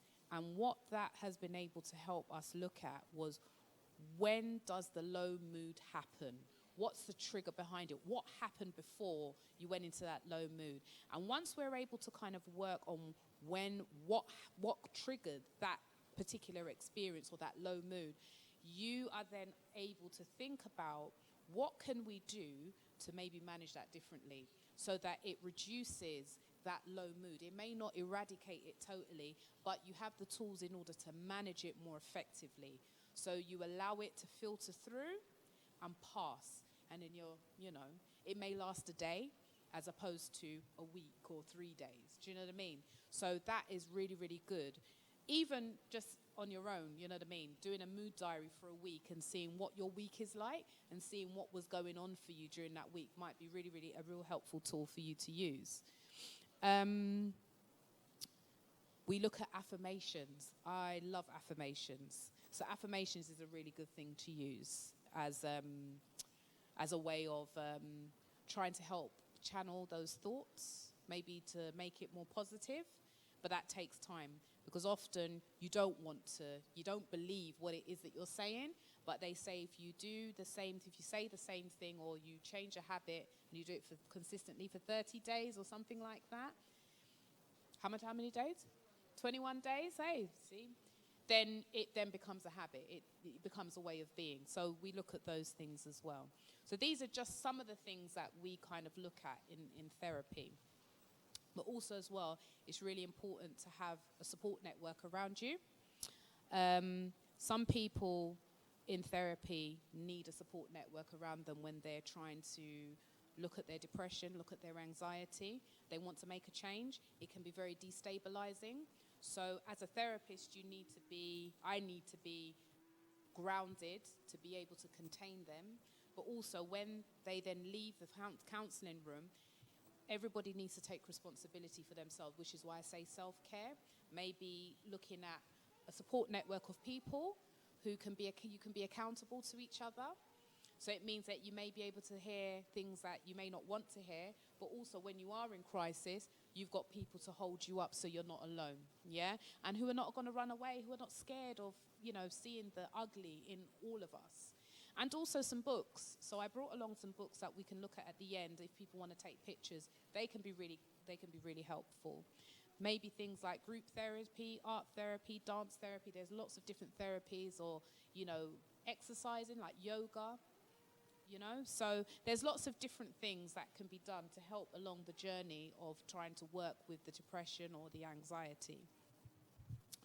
Right, so we're going to kind of round up, which is the suicide, because we touched on it and we have to deal with it. So suicide education and prevention. So I'll read it quickly. Close to 1 million people die of suicide yearly. This translates to one person in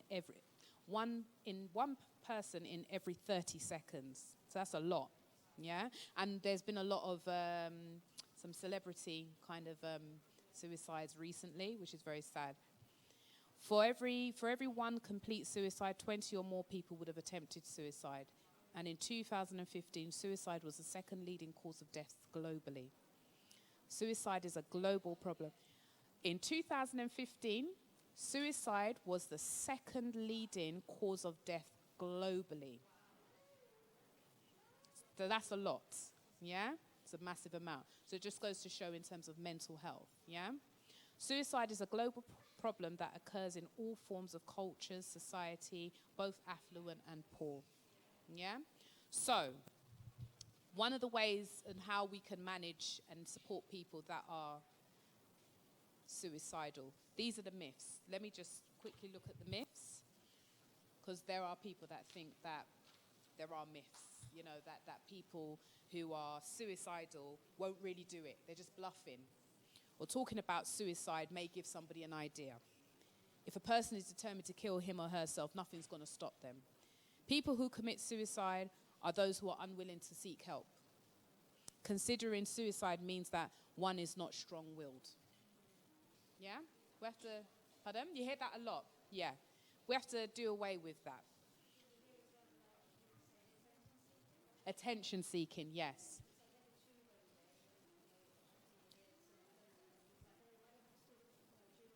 Right, exactly. Attention seeking. Can you imagine?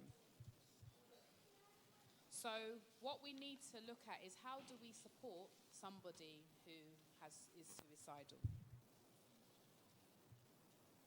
So there's signs of suicide. Anyone who talks about dying, such as "I wish I hadn't been born" or "I'd be better off dead," seeking access to guns, pills, knives, or other objects that could be used in a suicide attempt, getting affairs in order. Do you know that's a serious one? And preparation, giving away things. Self-destructive behaviour such as excessive alcohol intake, drug use and reckless driving, and a sudden sense of calm. There was chaos before, but all of a sudden they're calm. These are things to look out for. We need to take care of each other. So initial steps to help a suicidal person. Take what they say seriously. Yeah, don't minimize it. It's serious. Encourage the person to speak openly about his or her feelings in a non-threatening and non-judgmental way. Encourage the person to seek professional help. Do not leave the person alone by him or herself. Talk openly about suicide. Actively listen to what the person tells you and be careful in your response. So one of the things that, as a therapist, that we are often faced with are people that come with, we call it suicidal ideation. They've got thoughts about suicide and they may have plans. So what we would do is, I've got a depression and anxiety. I don't know, do you use the Burns depression and anxiety questionnaire? There's a questionnaire we can fill out depending on the points that they get. Will give you an indication as to where they are at. We may have to look at calling the local crisis team in their area, calling their GP or calling their next of kin to get them to present them at A&E for an assessment. So these are the kind of things that you can do if you know somebody or you're with somebody who may have those thoughts. You can always take them to A&E and present them at A&E.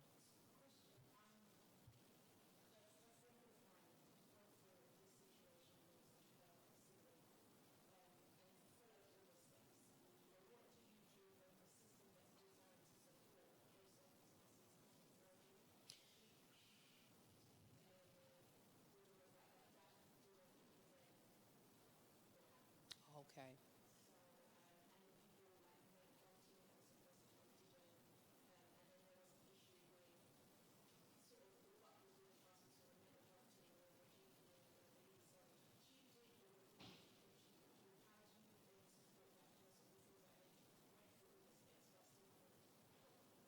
Do you know something? That's a really sad thing, and unfortunately, that's a very common thing. The crisis of the NHS is real. We see it all the time. We have people that are coming in who are really unwell, who actually need quite intensive mental health support, but it may not be, they may not have the provision, the resources. And for your friend, is it trying to get over the feelings of responsibility?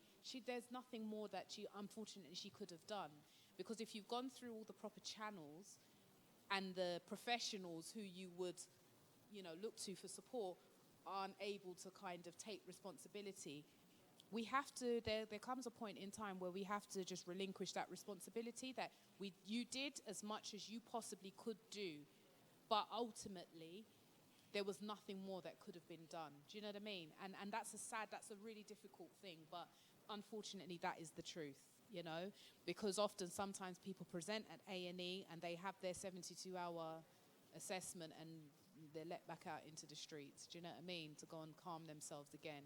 And that's the state of the country that we're in at the moment.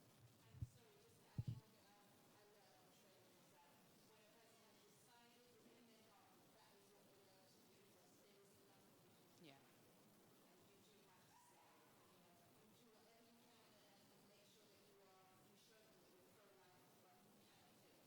Yeah. Yeah. It's their choice, unfortunately. Yeah. Very sad.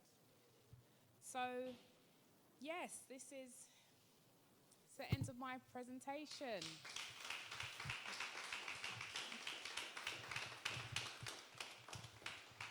Has anybody got any questions or comments that they want to make? Now's the time to ask. No? No?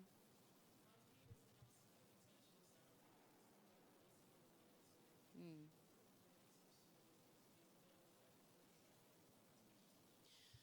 So I have a very good therapist. Interestingly, that once you've completed your training, you don't actually have to be in therapy. You have to have supervision, which is twice a month, but you don't have to be in therapy. For me, I protect my mental health. Self-care is very important because I hear a lot. Every day I'm hearing very negative stories. For me, my therapy is really important. I've got a really strong support network around me. For me, praying and affirmations. I do lots of things to really try and take care of myself.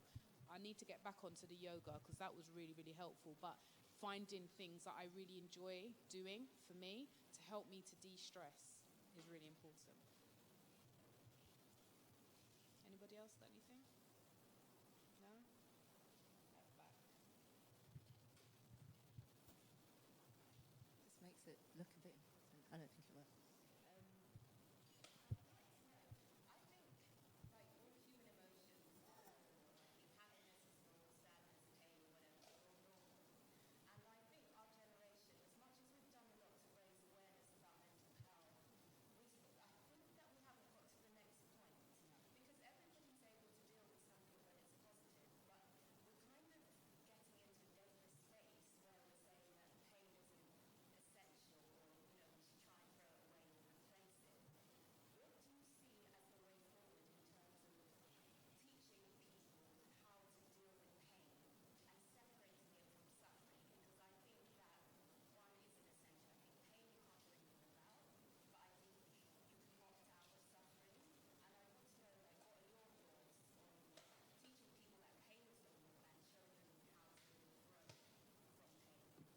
So that's a really interesting one because human emotions are natural.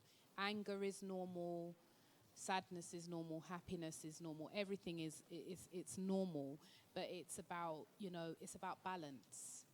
You know, I think we have to learn to be aware of ourselves. We've got to be in relationship with ourselves first and foremost to understand how you tick and what works for you, what doesn't work for you, what makes you happy and what makes you sad, and to what degree you can take it to where it's going to filter out or if it's going to be prolonged. And what I always kind of, speak to my clients about is learning to have a relationship with yourself. Because once you have a relationship with yourself, you know what you can handle. You know what's normal sadness. So I might be having a bit of a tough week, but I know that this is probably just this week. There's probably just a lot going on. I think next week is going to be a better week, and I'm going to channel my mind into thinking that it's going to be a better week. So what I allow some of the stress of this week to just filter out. I try to relax and just let things happen as opposed to try and control it. Because sometimes when we try to have control over things, we can prolong the pain. Do you know what I mean? Sometimes we need to just relax and allow it to work through. And I think that's helping. I try to help my clients to understand the difference between the two. Some people are ready, some people aren't. But you can give the tools and people have to be ready to be able to take it forward for what works for them.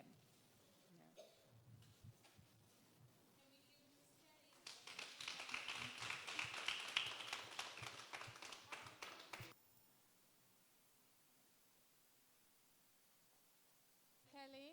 We're waiting for your book, so whenever you're ready. Thank you so much.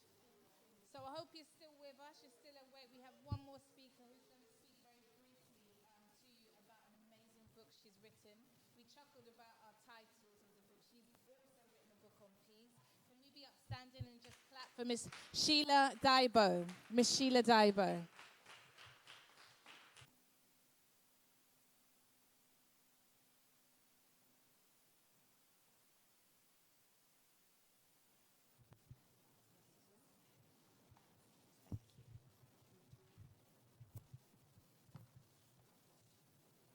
Good afternoon, everyone. I'm going to be quite brief. I'm quite conscious of time, so I'll be quite brief.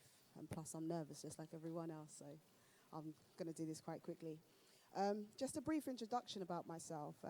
By day, I am a senior finance analyst, and part-time, I am actually studying psychotherapy and counseling.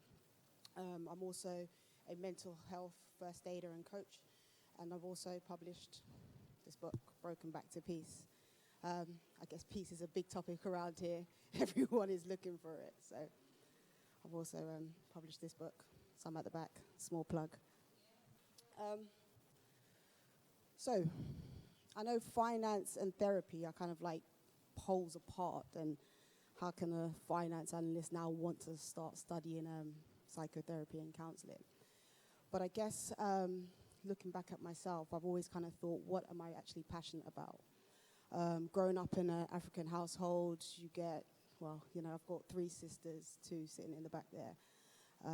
My older sister's not here because she's at work because she's a doctor. So, you know, you've got your doctor, your lawyer, your accountant, and all of that kind of stuff. So I couldn't really fall out of line.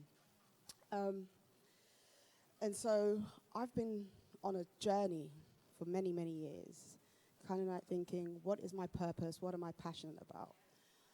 And I can go to work every day, crunch numbers, actually stand up and do a presentation about someone else's numbers and not feel nervous. But when it comes to something that I'm really passionate about, what is it? And that has been helping people. I've found passion in listening to people's stories and helping them identify how they behave and why they behave. And I thought, actually, I think that's steering me along the psychotherapy and counseling route, and that has given me a lot of pleasure, despite how kind of stories you hear. It still gives me a lot of pleasure in doing that. When I first became a first aid mental healther in my workplace, before it kind of got announced to the work people, I used to see a lot of people coming into the workplace, sitting down, and I think, oh, these people really got it together. You know, this person looks great, they sit down, they speak great, they've really, really got it together. And then when they made the announcement, you know, Sheila's going to be the first aid mental health for the floor, I started hearing a lot of stories, and I started thinking, wow, people are really, really going through situations, and it's really, really difficult. And we all just put on our mask in the morning, do what we have to do, and we're feeling a lot of pain on the inside. And so, combined with what I'm thinking as my passion and what I do as my mental health work, I felt that it was quite prudent to start studying, because there's no point in just doing bits and bobs and not really understanding the theory behind what's going on. And parts of my course, I've been looking at personal development, counseling skills, looking at behavioral theories, psychodynamic theories, and CBT. And I think CBT, what's been standing out to me for CBT is that we look at something kind of like a pyramid. You know, your thoughts, your behavior, and your emotions. Your thoughts, what we think, affects how we act and how we feel. Our behavior, what we do, affects what we think and how we feel. And our emotions, what we feel, affects what we think and what we do. And in all of this, I think that what we also need to think about is our belief systems. And so in thinking about that pyramid, we need to think about the belief system, which I think is kind of like the underlying message to a lot of people's issues. I know the wonderful Kelly, I loved your talk, by the way. You spoke about the difference between depression and anxiety. And sometimes people kind of mix up the two. But I feel that sometimes when you have like lots of high levels of anxiety, it kind of leads to a depression or depressive state. And a lot of that anxiety is derived from fear. And some of that fear comes from lack of hope. And that lack of hope comes from, I guess, your belief system. What do you believe about yourself? What do I believe about myself? And I'm going to tell you a little bit of a story about myself and how it's kind of shaped my once upon a time belief system. So growing up, a lot of times, I've got some really, really smart sisters, really smart. But a lot of times I used to hear the word, Sheila, you didn't get that right, you're stupid. You didn't get that right, you're stupid. You hear that 6, 7, 8, 12, 13, A-levels came. And I got my results back, and they were devastating. I had planned the route that I was going to go to. And when I opened that piece of paper and I didn't get the results to go to my first choice or my second choice, I thought, Jesus, save me, because what am I going to tell my mom, first of all? But luckily, my older sister and her friend said, look, we're going to get you through this. We don't have to say nothing. We decided not to go to Surrey. We're going to go somewhere else. So that was the narrative. So she helped me, and I decided to, well, I didn't decide. I was forced to go to a different university and study business and finance. The good thing is I got into that university, but what I didn't do at that time when I was 18 was change the narrative of what I believed. So somewhere subconsciously, me being stupid was something that I always felt. Because when I didn't get that result, I felt like a failure. And that has led to many, many years, until my early 30s, of me feeling, well, I haven't done this right. I'm stupid. What I should have done is change the narrative and thought to myself, well, actually, are you stupid? No. Why didn't you get the result? And that was the question I should have been saying to myself, rather than you're stupid, because you're stupid has a full stop. Why didn't you get the result? Actually, I was a bit scared to look silly, to ask a question and say, I don't understand. And so that carried with me for a long, long time until I sought therapy, because that has really helped me. And so also what I believe in, as much as we look at your belief system, look at what what makes you feel anxious, and try and change the narrative of what you're thinking and you're feeling. I think one of the questions that Pastor Selone asked of me when she said, am I going to come here, is, where are you on your mental health journey? And I thought, let me write something fancy and say. But today I thought, you know what, I'm going to take that mask off and be real. I suffer from high levels of anxiety. Just like you said, I was procrastinating. I did this morning. I slept this whole week thinking, how am I going to get through this? And this happens quite often. And as a finance analyst, actually, I have to give presentations quite often. I need to start getting control of that, And I'm happy when I talk to my therapist or when I speak to other people and they say, do you know what, this is a normal feeling. Just calm down and do what you need to do. But I'm going to definitely be real and say I do sometimes suffer from small levels to extreme levels of anxiety. But as you said, we're all human, and it's about getting hold of it. But a lot of things that have led me to kind of overcoming some of those narratives and levels of anxiety are changing the narrative, number one, and also writing down journals, writing down my thoughts and feelings, and the reason why I feel nervous, anxious, scared, or do get into long states of depression. That has been an issue for me as well. And in writing those journals, it led me to writing a book called Broken Back to Peace. And in Broken Back to Peace, I call it Sex and the City Goes to Church, because it's real life. It's real life. It looks at 4 different women, but essentially a lot of the stories in this are taken from my life. Although with a bit of a twist, because you've always got to put that mask on. You can't be putting our business on the street, right, Kelly? So what it looks like is 4 different girls who go through different challenges. And one of them loses her mum, and she goes through a long state of depression. She even feels suicidal. But she finds her way back and becomes Christian. And she says to her mates, look, I found God. Come on this journey with me. And they're like, child, nah, I'm not interested. And so what we look at is the other 3 girls. One who grows up without a father and how she relates to men in her life. The other one who had a child when she was quite young, and she has to raise that young black boy in London whilst struggling for her career. And the last one, she puts on her mask, but yet she is going through some domestic violence at home. In the UK, each of those situations, 1 in 4 women face those situations, which is really, really sad. And all of those situations can lead to a state of depression. And so, for me, I guess the conclusion of the book is that through their faith, the love of each other, having each other, being able to take off that mask and show who they are, they find God through faith, love, and friendship. And obviously some counseling. And so that is the power of the message of this book and also of my story. What I've realized is that when people read the book, they're like, wow, Sheila, actually I've prayed those prayers. I've overcome just like they've overcome. How do we move forward from here? And I think, I'll say her name, my sister at the back, she asked the question, how do we separate the pain from the suffering? And it looks at that because we do go through sometimes long suffering. And as Christians, sometimes we see that it's okay because the Bible says long suffering. So we're like, oh, I'm going through long suffering, Jesus. No.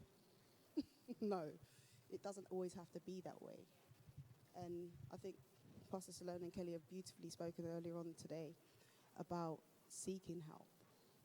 And not only just from professionals, but within your friends. It's okay to reveal who you really are and to not have it all together, you know. Seek help from your friends and seek help from professionals. That's me. I'm done. Thank you so much, Sheila. So we can purchase the book today? Yes, you can purchase books today. They're How much do they cost? £5. A mere £5. A mere £5. Thank you so much. May God bless you. Thank you for your transparency today. Thank you. How's everyone doing? Thank you. Thank you so much. Oh, she's given me one. May God bless and replenish you. So we're about ready to round up. How have you all found it? You've got some more information that you're able to take home, some tools for you to kind of be the best version of you that you can be. Remember, we are on hand to help. We're not perfect people. And I think what was lovely is all of us have stood up and said, actually, we've experienced this stuff too. It doesn't make us exempt. We're all human and we've all gone through difficult times. But what we can say is there is a light at the end of the tunnel. Before you leave, I just wanted to tell you a little bit about the Rock Church. We're a registered charity.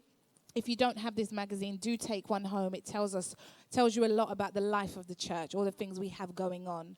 We're very big on helping those who need it. So we do a lot of homeless outreach, a lot of counseling, mission trips abroad to make sure the people who are contemplating abortion, for example, have the supplies that they need to move forward. I spoke to you earlier about counseling being absolutely free. The only way we can continue to do it is with your help.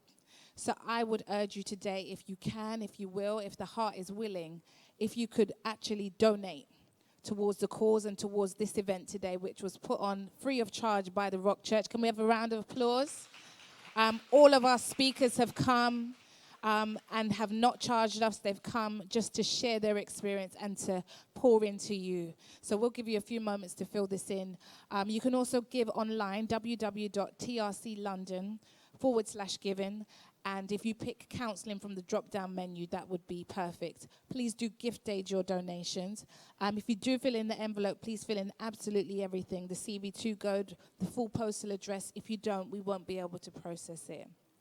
We'll have somebody come round in a moment to collect any envelopes that you give out. Does anybody have any questions before we close? We're here every Sunday, 10:30 a.m., 10:30 sharp, right? We used to be late, but not anymore. We're right on time. God is doing a work in us. Amen. Thank you so much. Can you just say thank you to everyone that is around you for coming? Thank you so much. Please do make sure you go to the back. Natasha Hill has some great aloe vera products. Anything that she sells, she has kindly said she would donate 10%. She's tithing to the church. So please do grab some stuff. Make sure that your inside is well as well.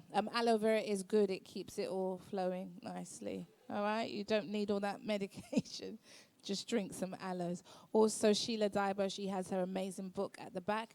And my book, Pieces on Peace. Pieces. It's been a long day.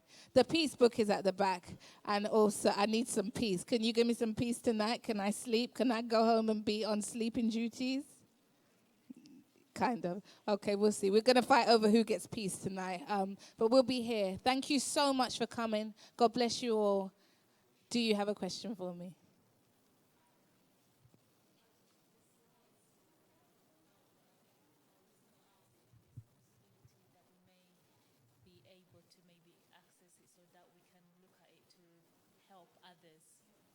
Miss Kelly? Would you like it emailed? So feel free to speak to Miss Kelly at the end. Anybody, Miss Kelly is the lady who did all these wonderful slides.